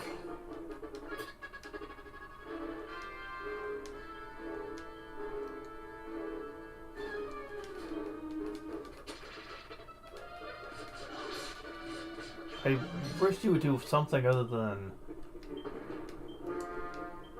freaking critical hits. I know you have other things you can do.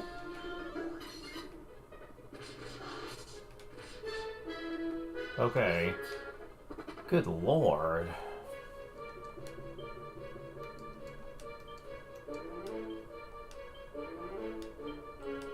That was really annoying, the fact that one bad slip up from me and I almost got a game over. Good lord. What is with this guy?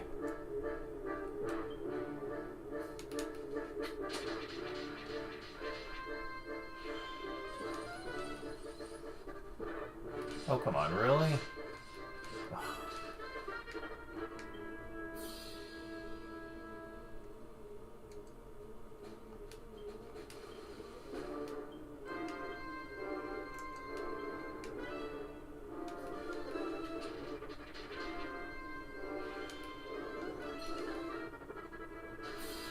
Yeah, finally, you did something else. Although you went twice. I also wish you would stop going after Armin.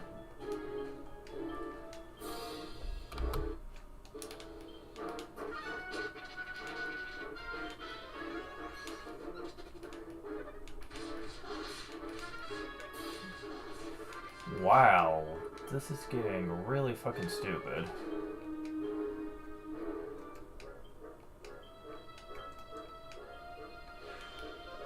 I think they made him harder in the remaster. Because he didn't used to be this bad.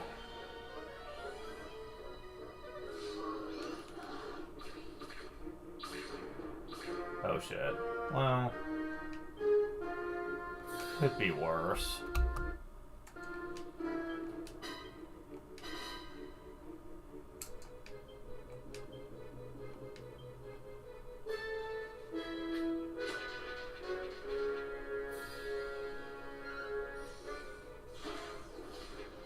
I know we're getting close.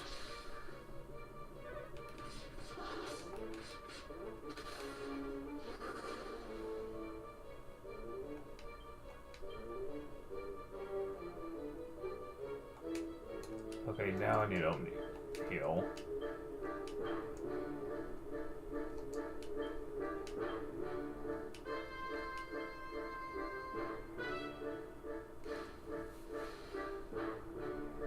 Yeah, shooting us up's not really helping all that much.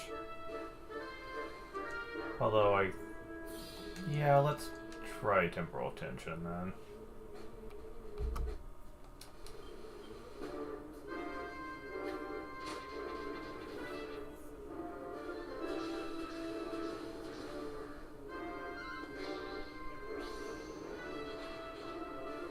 Got to be almost almost dead.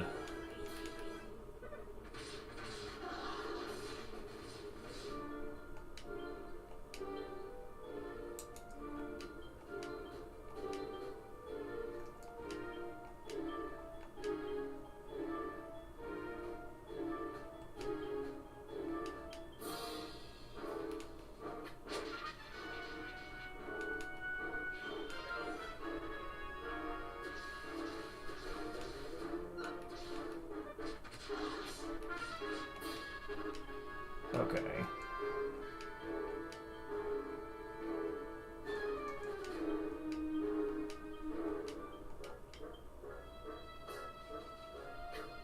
There we go. We got him. But man, that was touch and go for a moment there. There's a reason I got those extra levels. And even then, I still feel like I'm under leveled for this. Level up. Mori. It's 5 HP, 5 MP. 4 strength, 2 agility, 3 wisdom, 2 resilience, 7 skill points.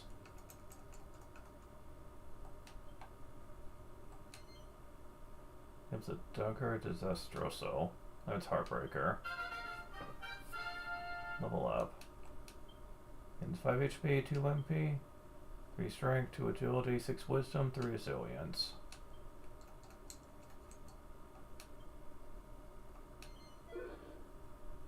Got a Seed of Skill. Okay. It's totally worth beating him, though, I'll say that much, for what's coming up in a moment.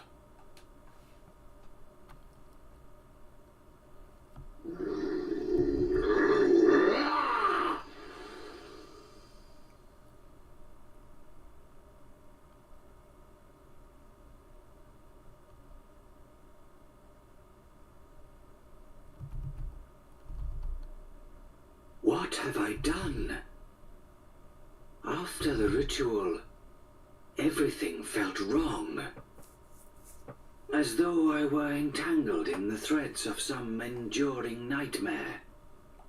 Humans? What are humans doing here?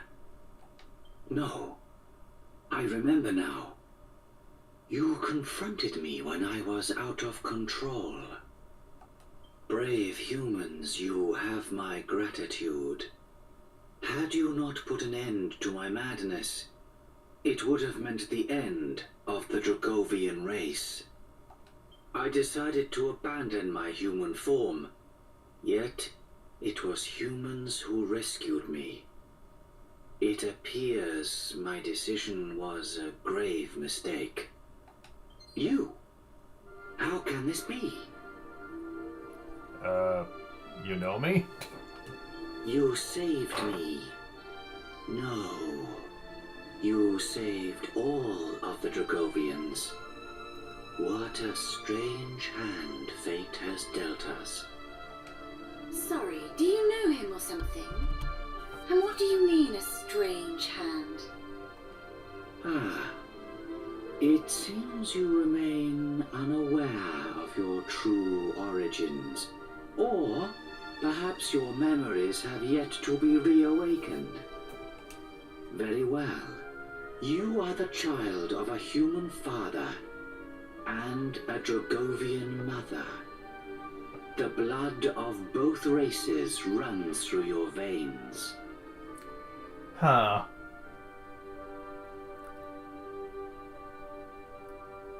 I suppose that's only logical, since some hidden power has been saving us time and again throughout the game.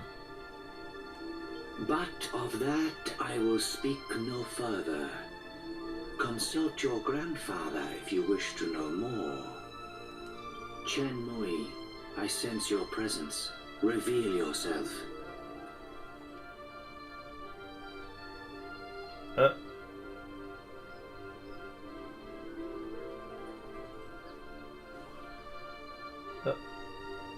I should have known your penetrating gaze would see through my disguise, my lord. Forgive me. Okay. I apologize for hiding my identity from you for so long.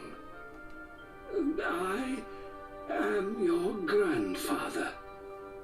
I disguised myself as Munchie so that I could travel alongside you and see that you were all right. I understand you must be shocked. Anyone would be. He ain't the only one. And now I will fulfill my promise to unravel the mystery of your birth for you. It is quite a long tale, however. May I suggest we adjourn to my home, where we can speak at our leisure? Very well. I shall transport you back to the sanctuary.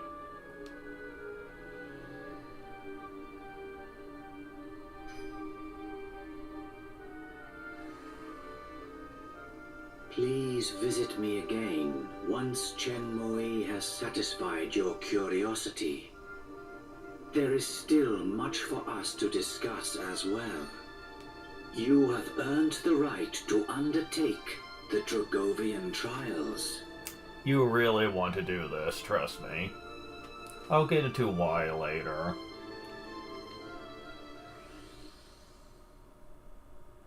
Ah, home again. Home again. The power of the Lord of the Dragovians is a wondrous thing.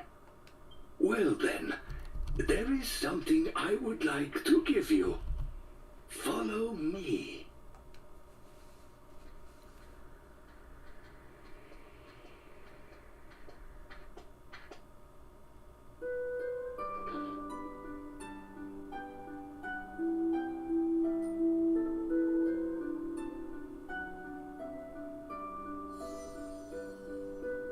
This is a keepsake of your mother, Xia. It was given to her as a present by your father. Does the jewel set in the ring seem familiar at all? I thought it might. It's an Argon heart, obtained by your father 20 years ago, during his initiation as Prince of Argonia. Huh. That's a lot to unravel. I'll get to that in a second. Long ago, some 20 years previous, a curious Dragovian girl by the name of Xia decided to visit the world of the humans. There, she chanced to meet a young prince named Eltrio. It was love at first sight. But her father, Chen Mui, none other than yours truly, objected. He took Xia back home to the Dragovian sanctuary so that the couple could never meet again. Whoa, you're an asshole. He thought it was the right thing to do. He believed there would never be any way for a Dragovian and a human to build a happy life together. But he was wrong. His foolish decision caused no end of sadness and tragedy for his beloved daughter Xia. Shortly after Chen Mui forced his daughter back to the sanctuary, a human body was found just outside. It was Eltrio. He had fought desperately to find Xia again, but died just before reaching the gates of the sanctuary. The death of her true love wounded Xia to her very soul. She plunged into an inconsolable sorrow. Her life ebbed away from her, day by day. One day, even while absorbed in her grief, Xia realized that she was pregnant with Eltrio's child. Every single one of the Dragovians objected, but she stood firm and decided to keep the baby. She delivered a healthy baby boy, but in her weakened state, she never recovered from the strain of childbirth and passed away soon after. The Council of Elders convened a discussion to decide what should be done about the half-human, half-Dragovian child. It took several years, but finally, the Council of Elders announced their final decision. The child's memory would be sealed away, and he would be banished from the sanctuary forever. Needless to say, by this time Chen Mui had changed his mind. He argued against the cruel and closed-minded decision at great length, but the Council of Elders refused to reverse it. Chen Mui cursed himself for his powerlessness. Shortly thereafter, the Lord of the Dragovians used his power to seal away the child's memories, and the boy was expelled from the sanctuary. The boy was Chen Mui's last remaining connection to his only daughter. He knew he could never truly abandon the child. So, Chen Mui begged the Lord of the Dragovians for permission to follow his grandson into the human world. The Lord of the Dragovians told Chen Mui that he would only allow it if Chen Mui disguised his true appearance as a mouse and never spoke directly to the boy. Considering the hardship his grandson would be facing as an exile and an orphan in a totally new and unknown world, Chen Mui made up his mind at once. He transformed himself into the likeness of a mouse and chased after the boy as quickly as he could. And now you know the whole story. My apologies for keeping it from you until now. Please forgive this doddering old man. I love how he was literally showing him the picture stills that we were looking at. How meta.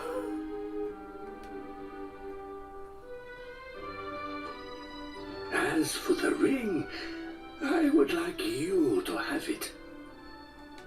I think Xia, your mother, would have wanted it that way.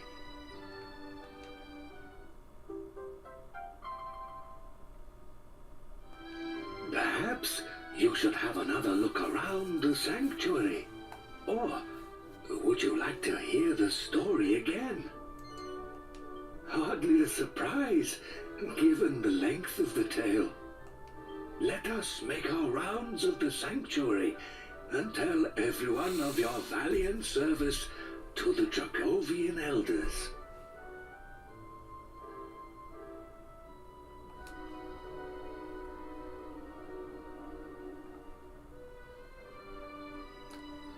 So that's task 1 taken care of.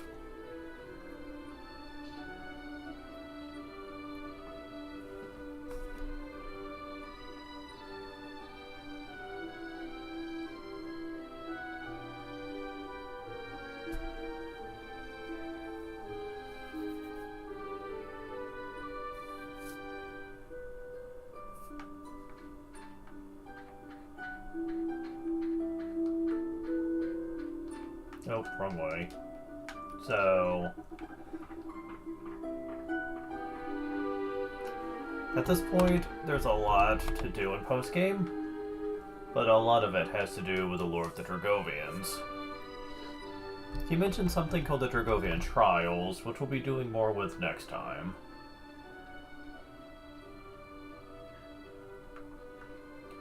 And then...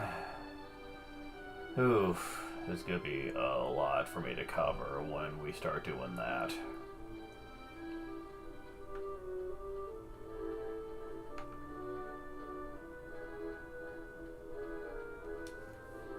So let's move again. Ways to lift with my body. You might actually defeat the Lord of the Dragovians? Honestly, does you great credit. This recovery is proof enough for your such victory. You would go so strong. Something short of a miracle. I believed it. After the incredible sense of relief I seem to be enjoying.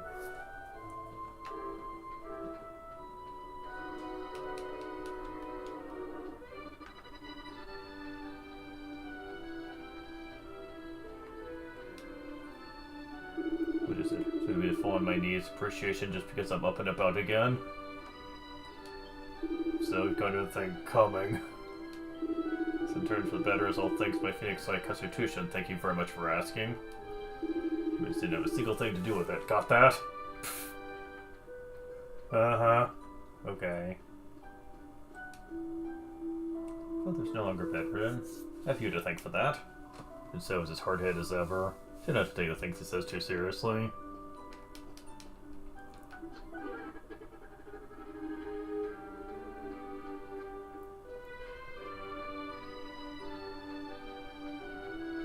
Was this the place I was just in? No. The race was saved by humans. I'm sorry for your son and thanks then. There's no one to show our gratitude. She would make a temporal of tension. Should among treasures for any adventure? To this erase the tension of your entire party to one level. You go into a hoop of bright sunlight, magic beast hide, and some humans call a tough guy tattoo.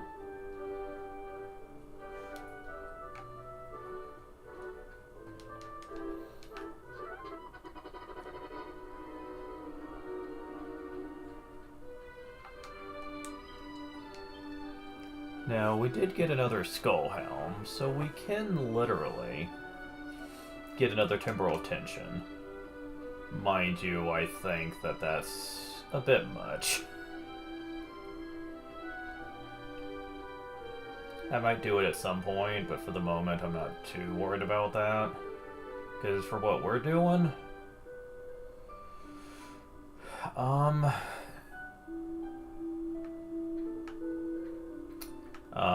tension really isn't going to be as helpful as you think. Did it? You really did it. I'll be able to see you. Please go inside.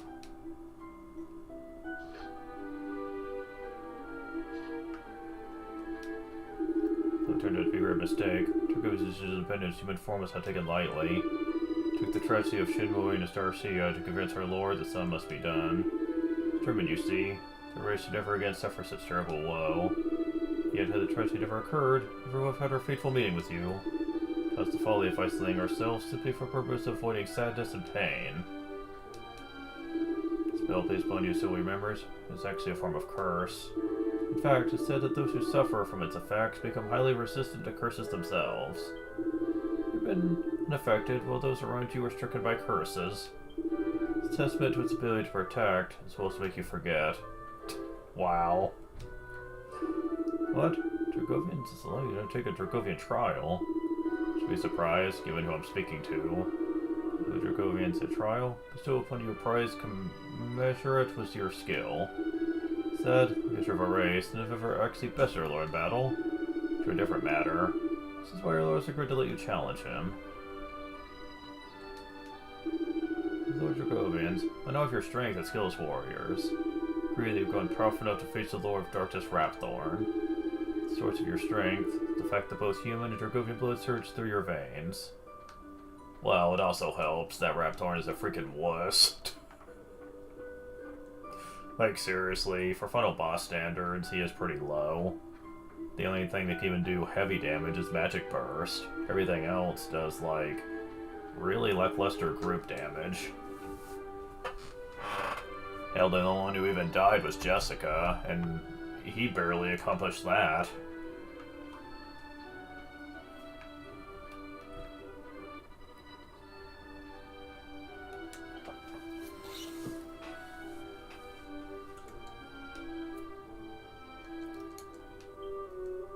Now, I haven't used my seeds lately. I kind of forgot about them, to be honest. So yeah, that's also something that's going to be helpful.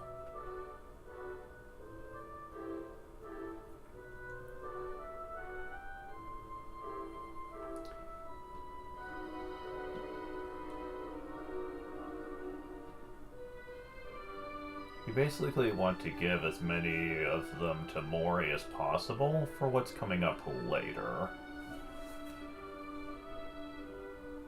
Like Seeds of Strength. Seeds of Agility should always go to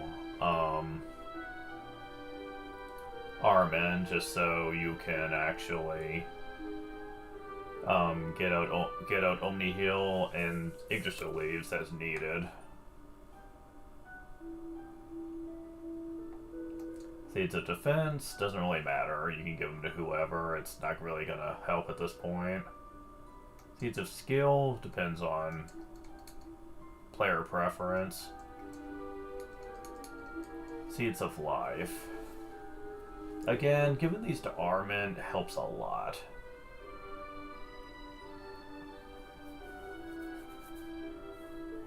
You basically want to get to the point to where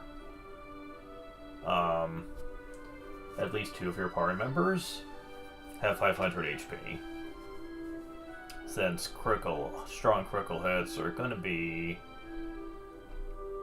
very,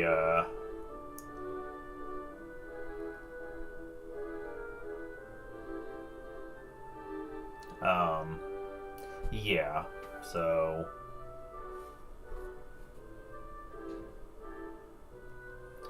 it is actually really scary.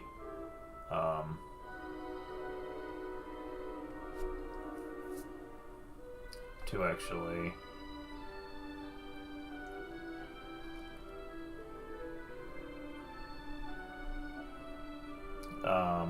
critical hits will be the thing that you need to worry about the most, because I did scan ahead a bit, and yeah, that and stats effects, but I'll get into that later.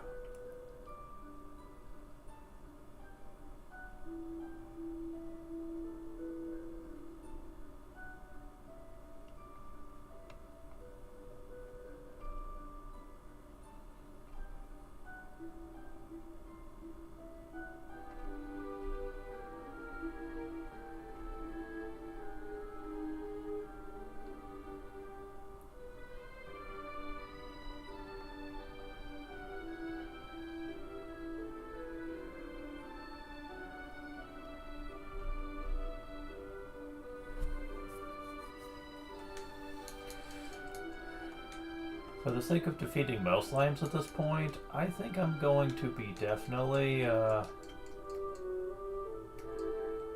taking this off of Angelo and put it on him.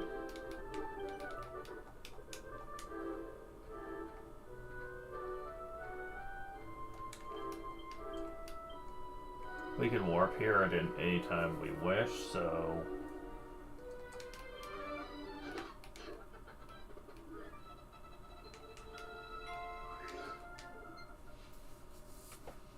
let's see this. So I'll be a member of the royal family of Argonia soon. I've accepted that. It's my duty as princess.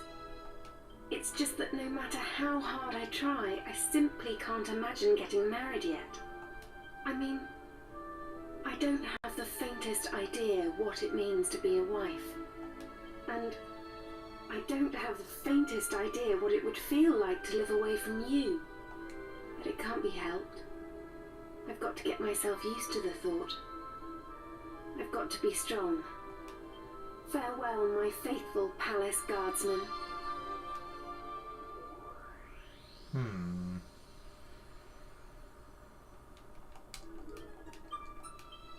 I don't think the post-game is ever referenced through these conversations, which is kind of upsetting, personally.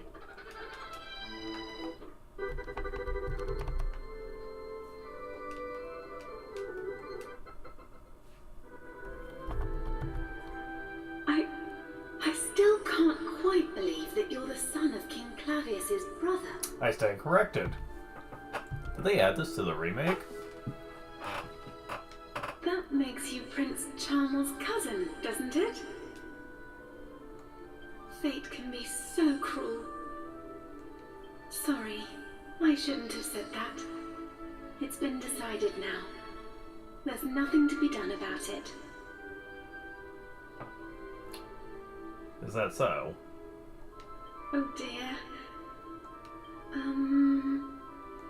Oh yes. What about Munchie? Can you believe that little mouse was really Chenmue all along?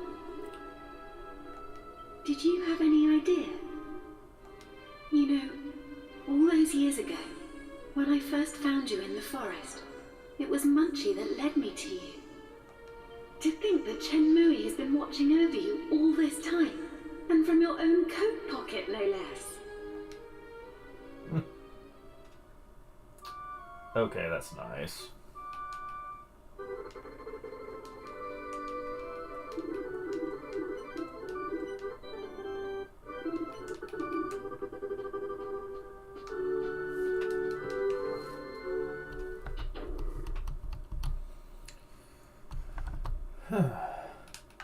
So, with the Uber Falcon Blade, and let's see, what all does he have? Oh right, we never showed off Giga Slash, did we? Because I haven't equipped swords this whole game up to this point.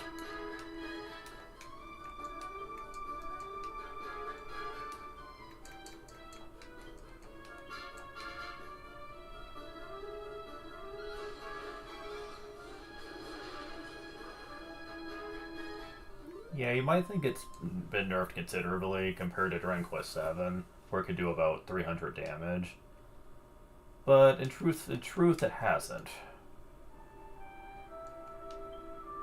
You see, you might notice if you look at the various paths, you learn Giga Slash by go through Courage, but you can also learn it by going through Swords. And now, if you look at the list, it says Giga Gash. Yeah, so starting with this game, they've added two different tiers to the ability. Giga Slash is a weaker form, while Giga Gash is a stronger version. And that one is pretty much the one from Dragon Quest VII. It is a really powerful move, but you need to master both Swords and Courage to get it. Which does limit overall potential for the hero, unless that's the only thing you care about. I'm not too worried about it, because for the most part, he's my support, healer, / reviver anyway. So,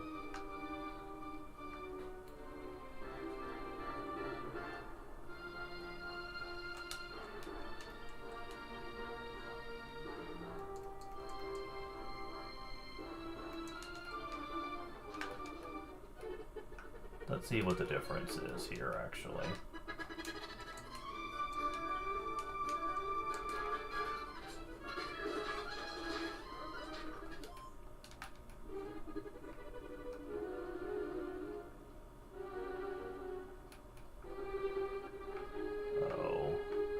Oh, whoops. They're showing up all over the place. Okay. Nah, you don't use it. Why aren't you using it?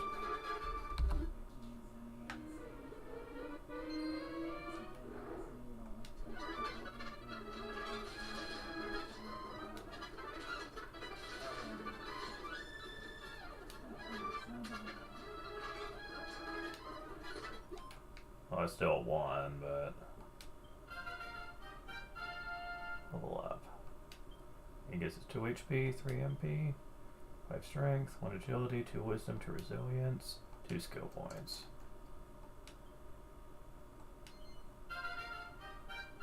Level up. So it gets 5 HP, 4 MP, 4 strength, 3 agility, 4 wisdom, 1 resilience, 4 skill points.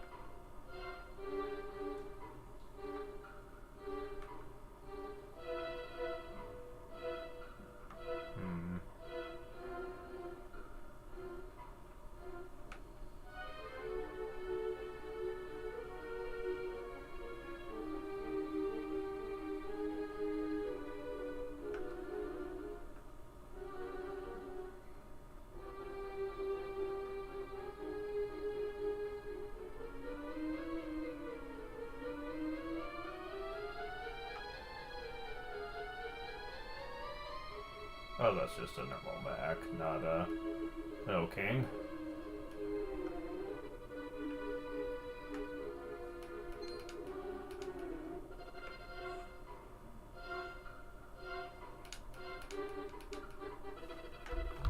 Okay. Alright, Rad. Let's actually do what you're supposed to here.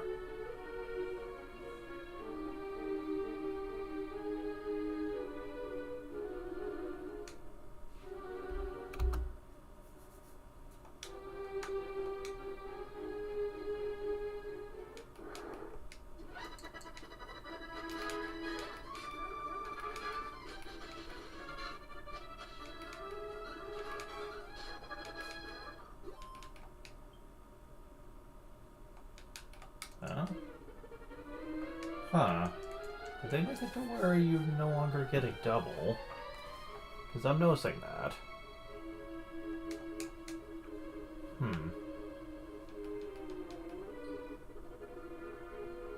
Either that or the first hit just missed.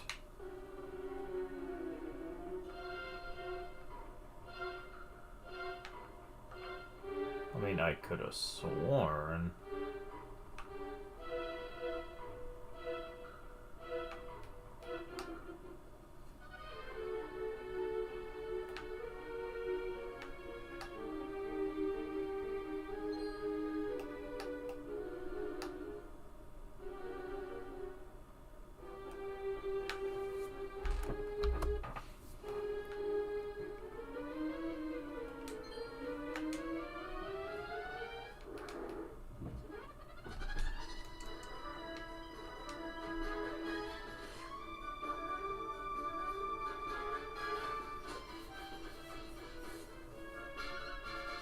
Okay, yeah, just do a double hit still. Okay, I'm doing something here. Just for now, I'm getting that off of you, because I'm getting tired of the AI deciding to use it. It does us no good.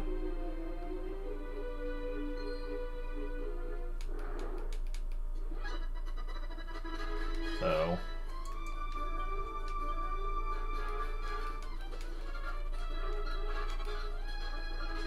Damn it, come on. Trying to get to where I can one-turn him. Level up. Speed by 5, FP by 6, 5 strength, 3 agility, 4 wisdom, 2 resilience, 3 skill points.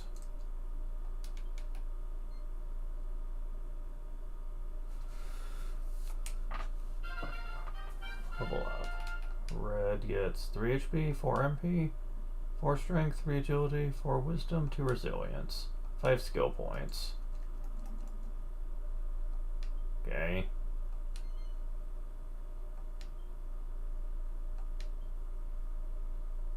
Ooh, thanks. First orichalcum from a metal creature.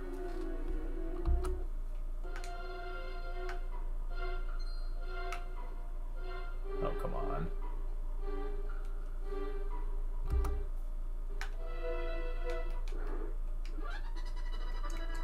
No.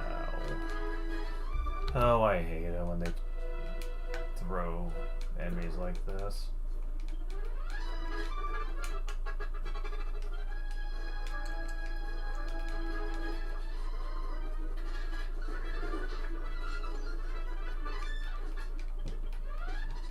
Okay, good. I got out there first.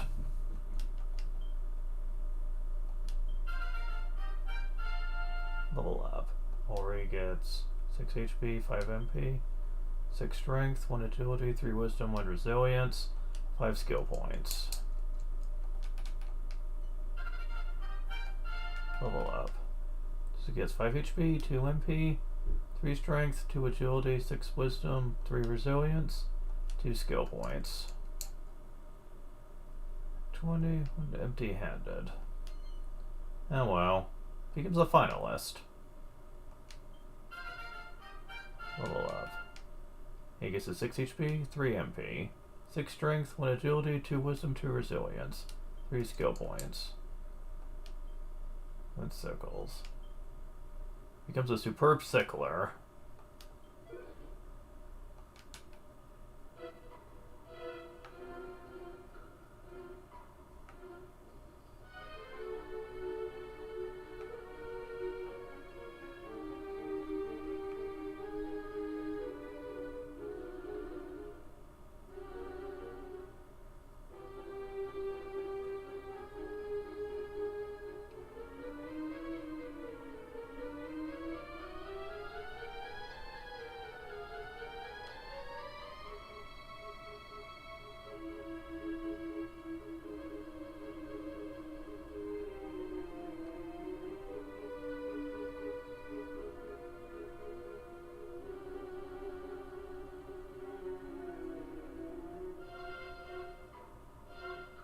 Come on.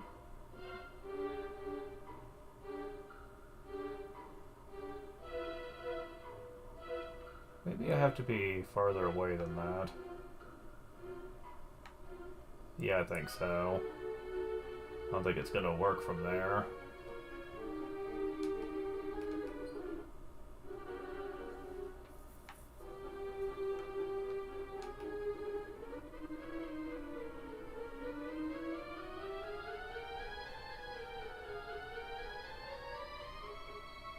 Now, people will probably be thinking,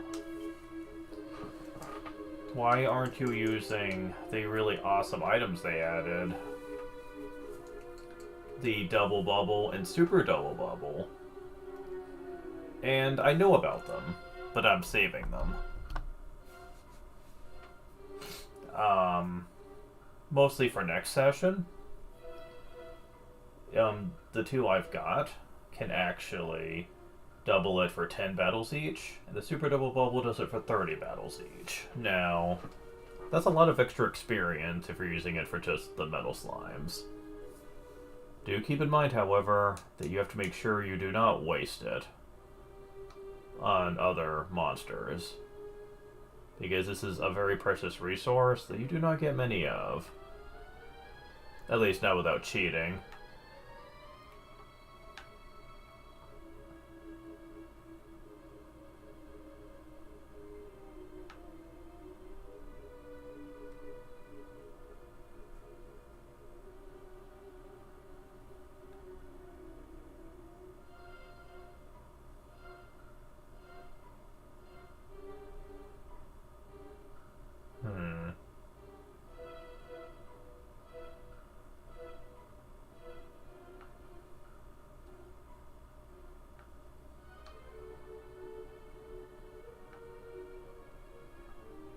I was thinking he'd show up.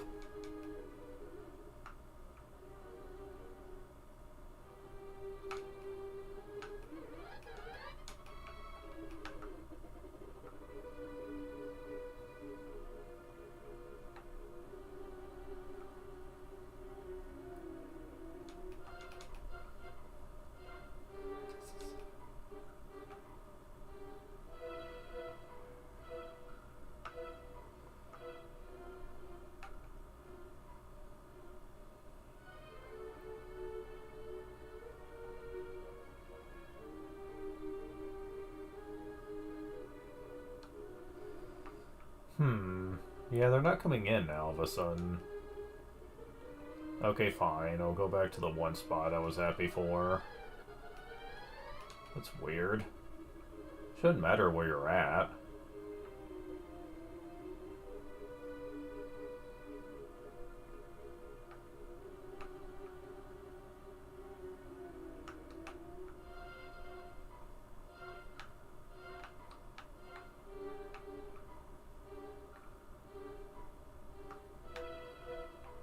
Oh, there you are.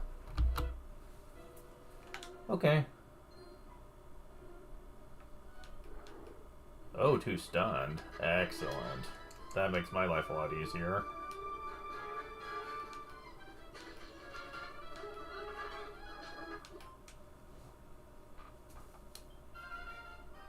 Level up. Angelo gets 5 HP, 6 MP, 4 strength, 3 agility, 4 wisdom, 2 resilience, 4 skill points. So close. Slime Crown. Yeah, you can get Slime Crowns from them too, but I think I'll do one more and then call it for now. Because next time... Oh, brother, I don't even want to think about it. It is going to be very stressful. I'll just say that. Very, very stressful.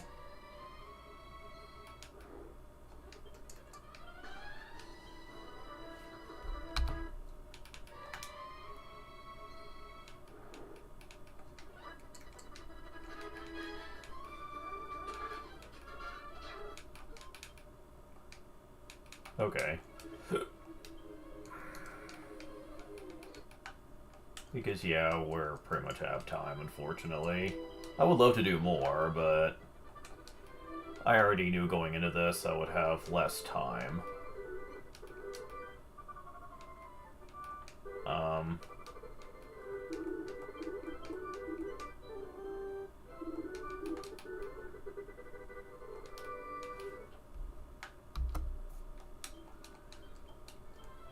I'll try the spring one more time.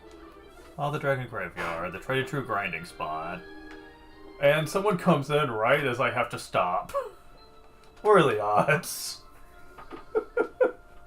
Oh, fuck my life. Really? You're still full? Okay, is it distance walked or is it the amount of battles? I do not know which thing it looks at to determine whether you can talk to her again. I'm not sure. I thought it was the number of battles fought, but honestly, I'm beginning to really wonder if that's the case here.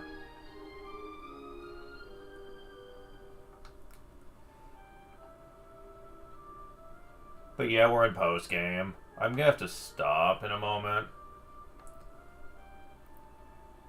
But yeah,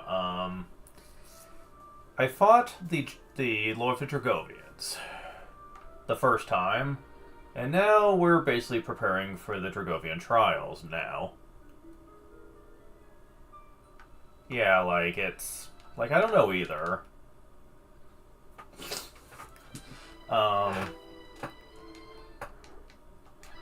Alright, gotta put her back on AI now, since I don't need to worry about these guys being a threat.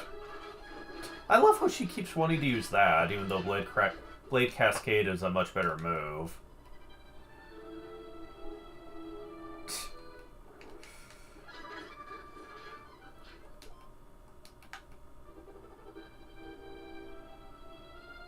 Like, for some reason, multi-hit attacks, when it comes to AI, they're like, nope, not very useful. I'd rather use something that does slightly more damage, even if it only hits a few times. I'm like, really? Why? It's not even that much extra damage.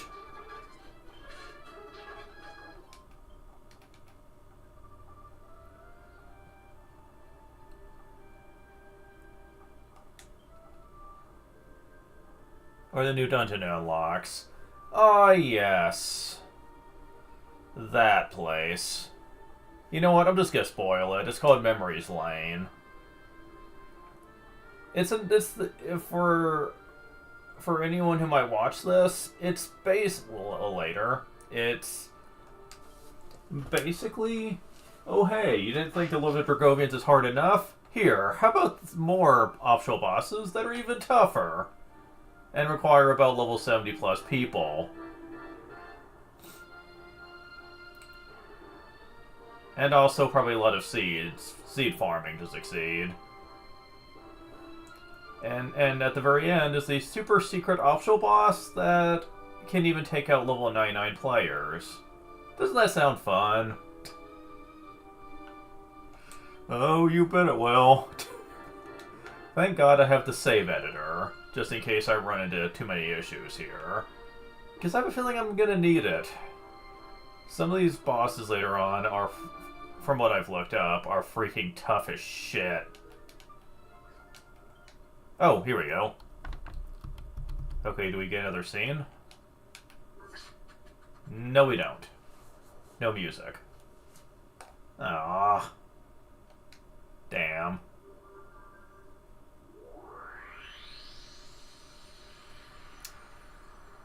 I never beat the final form of the optional boss in the PS2 version, but I got to him. I unlocked all the... Well, I shouldn't spoil that until later, but I basically got all the rewards for doing the post-game. And that's all I really cared about. I didn't care about beating his ultimate form because, honestly, it's super tough, and I did not want to have to get to, like, level 80 for it. Which was actually the recommended level in the PS2 version. Well, either level 80 or some really damn good preparation. Like with seed farming. So I'm like, yeah, I don't care. I do not care. Why is it so hard?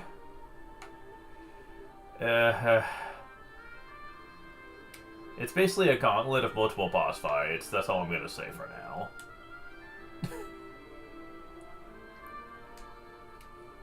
Yeah.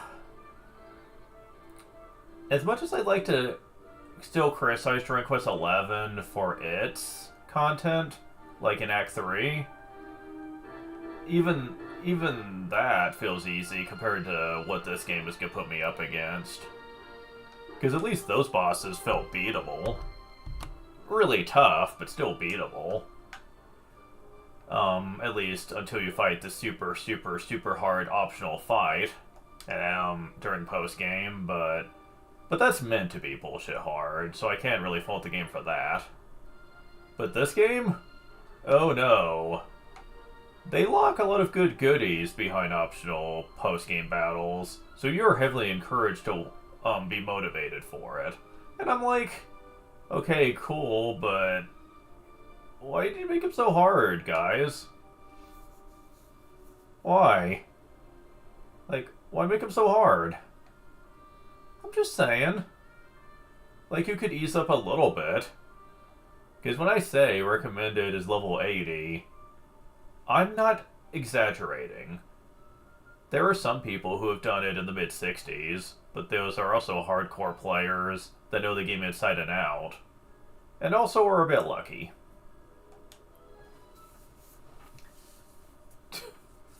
I think I know the fight you're talking about. It's the martial arts chick, isn't it?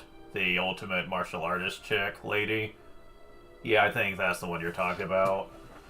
Yeah. Oh, that's not the one you're talking about. Okay, that's considered the hardest fight. Oh, you're talking about the true final boss, aren't you? I consider Act 3 post-game. I don't care. I don't care what the developer says, that it's supposed to be part of the main plot. Oh, that one. I never fought that guy.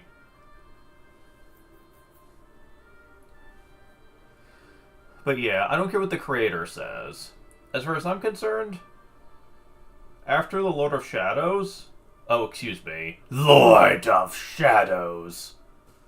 You always gotta say it like that, otherwise it's not accurate.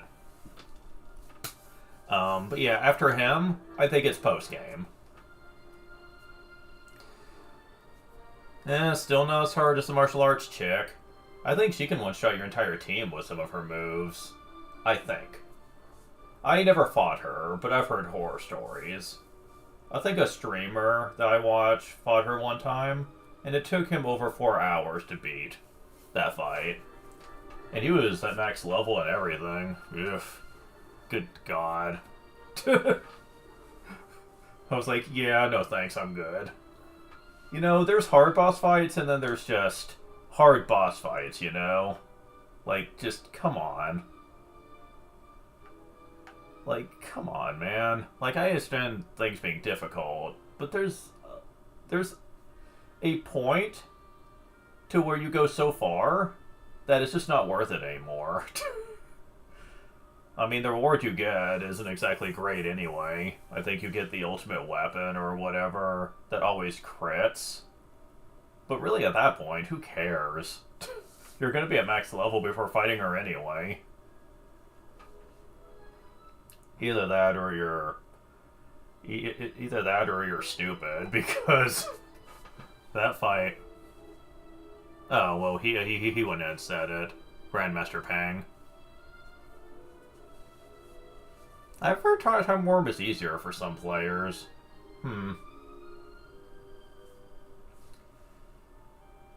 don't know if that streamer ever fought him, though.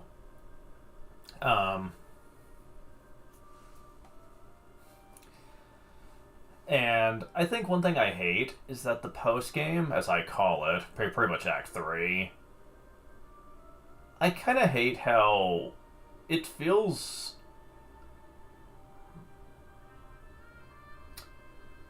What would be the word I would say for this?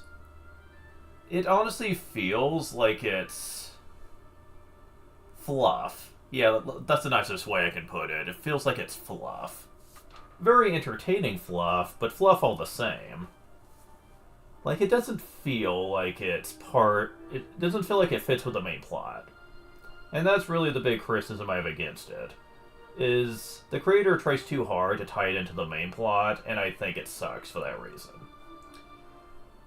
Again, if it was just a standard post-game, I would be totally okay with it. It would be the best post-game in the series, in fact, if that was the case.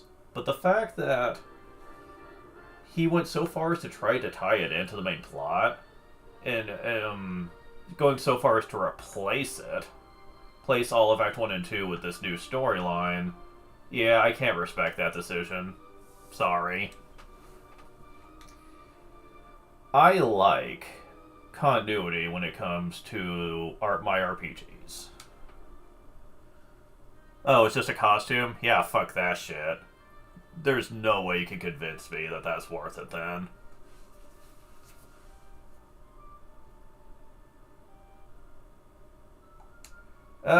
Yeah, it's supposed to be, but I don't buy it.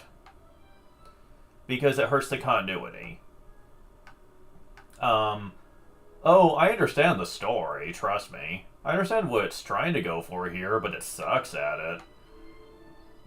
For those of you who are unaware about Dragon Quest IX, and I'm going to try to be as non-spoiler as possible, there gets to a point to where you basically get involved in some sort of plot shenanigans that changes history. The problem with this is that part of the plot that you interact with gets completely erased from history. And that part of the plot is about 40% of the game, honestly. And I gotta say, I prefer Act 2 over Act 3, with many of its story scenes. Again, I know what it's trying to accomplish. You know, bad stuff happens in Act 2, you kind of want to reverse that, you want everyone to have their true happy ending.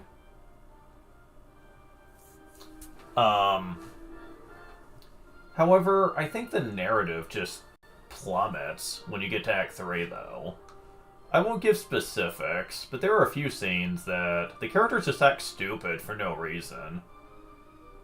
And the only reason the ultimate big bad awakens in the first place is because the heroes fuck up and allow it to happen. Yeah, their effects, in order to try to fix things, just make things worse. And you have to try to you have to basically do damage control afterwards. And and I'm just like, why was this necessary? Like, why did you feel like this was something that needed to be done? You guys won the day. You guys beat the ultimate evil.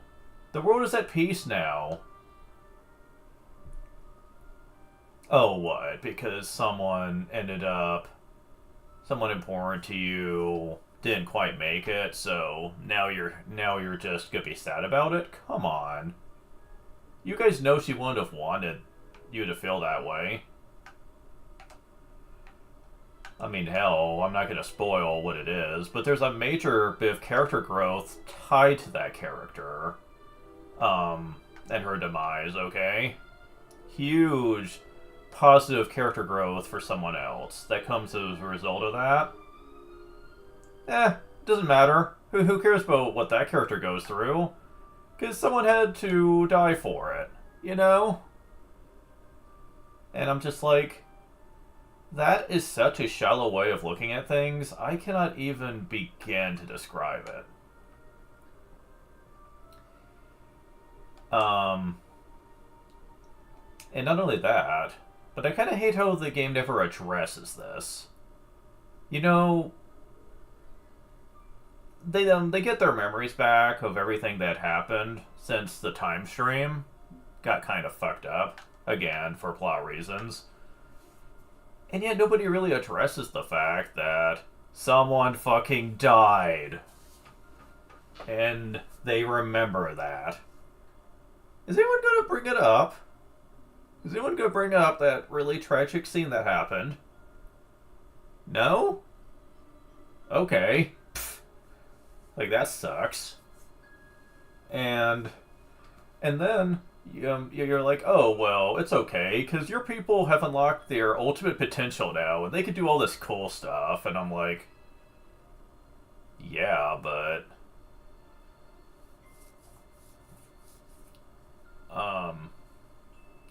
it kind of sucks that all that development that the characters went through, well, I should say it doesn't exist, because they do remember what happened. Kind of. I say kind of, because it's like they remember most of it, but the characters don't seem to really acknowledge everything. Okay, I'm just gonna go and spoil this, just to give you an idea on why this kind of doesn't work.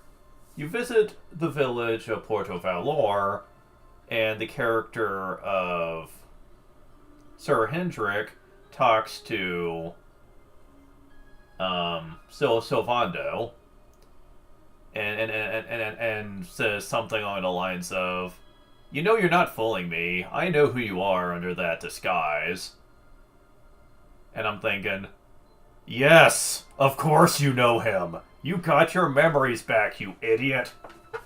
Why are you acting like you knew the whole time? Because in Act 2, you didn't. There was actually a humorously shocking moment where you didn't realize it was him. Like, seriously, why is the game trying to be tongue-in-cheek now?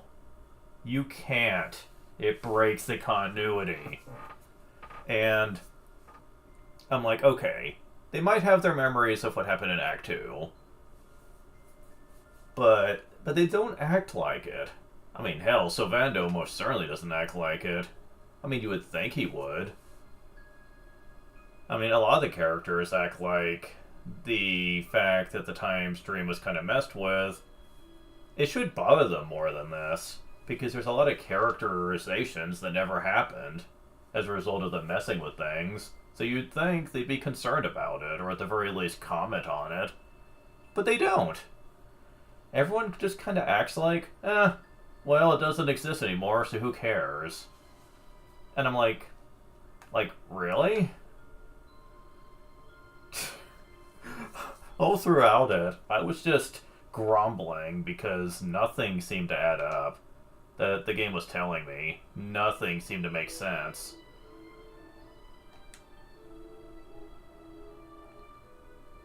Yeah, definitely agree. Hendrik was awesome in Act 2. I mean, hell, everything in Act 2 that was tied to him and the hero and Jade all handled really well. Except for her being cursed because of that bunny outfit shit. I think that's kind of shallow, and I would have taken that out. But, like, still, everything tied to Hendrik was good. I swear. Like, I loved everything about that. And it just sucks that they just backpedal during Act 3, where Hendrik is just kind of the holier-than-thou type, and just kind of has this superiority complex when it comes to Sylvando, and I'm like, Where the hell did this come from? You certainly didn't act like that before. Even when you found out the truth about him, you didn't act like this. And people are like, well, he didn't have his dark moment where all hope was lost and he didn't have to suffer through him having to have that moment of acceptance. And I'm like, you're right. He didn't go through that. Until you realize he got his memories back. God, I hate that. I almost wish they didn't do that. That they didn't give them their memories back. Because at least that would give an excuse for why they're acting different now. Because they didn't have the character growth. But when you do that, it just ruins everything. You know what, I'm just gonna stop complaining. Act 3 is not narratively well handled. Let's just accept it, you know? I know. However, I will give credit where it is due. I did like the references to Dragon Quest 3, not only with some of the music selections, but also with a lot of equipment options, and the final boss theme that plays if you use the Sword of Light against the true final boss, as it said he's called, Kalasmos. Yeah. Like, I love the reference there, because it all ties in together. Especially when you get the true ending, and you discover that Dragon Quest XI is a distant prequel to 3, which in turn was also a prequel to 1 and 2. And is kind of a distant prequel to Dragon Quest VIII. Somehow, it's weird. The timeline in the Dragon Quest games are weird, let's just say that. Because, like, it's very much a very weird series when it comes to games that connect with each other. Everyone knows that 1, 2, and 3 are connected, and 4, 5, and 6 are connected to each other. But 7's connection to anything is very aloof, and 8's connection to 3 is forced, shall we say. A lot of things come back from Dragon Quest 3, but the continuity feels weird here. Like, Ramia can just kind of dimension travel now. Would be nice to know she could do that in 3, I'm just saying. Yeah, she can't travel to Zoma's Dark World, but she can dimension travel instead. Pfft, yeah, okay. And so you find out she can do that, and also not really sure what the Godbird was in Dragon Quest XI. I mean, they had to have existed. Unless you're saying that the Godbird is a distant relative to the giant whale that you fly around on. I mean, I know that's a bit of a stretch, but we don't see anything like Ramia in Dragon Quest XI, even though it's a distant prequel to 3, so not exactly sure what's up with that.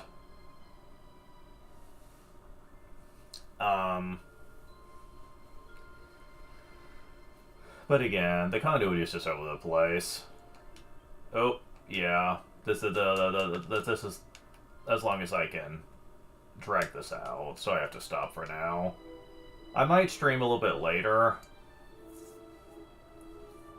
I tend to stream a lot, in case you're wondering. I'm usually keeping a consistent schedule, streaming just about every day if I can get away with it.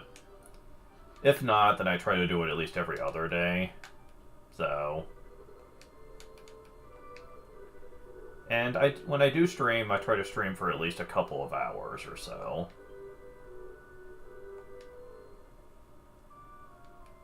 So...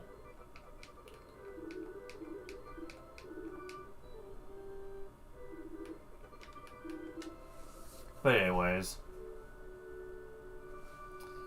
this will pretty much be the end of it. I'm really enjoying the 3DS version so far. I am. The PS2 version... Oh. I haven't played enough of 3 to know Rami was in it. Huh, interesting. Oh, sorry, didn't mean to spoil you. I guess because of Dragon Quest 3 HD 2D, I expect that everyone knows about the game by now.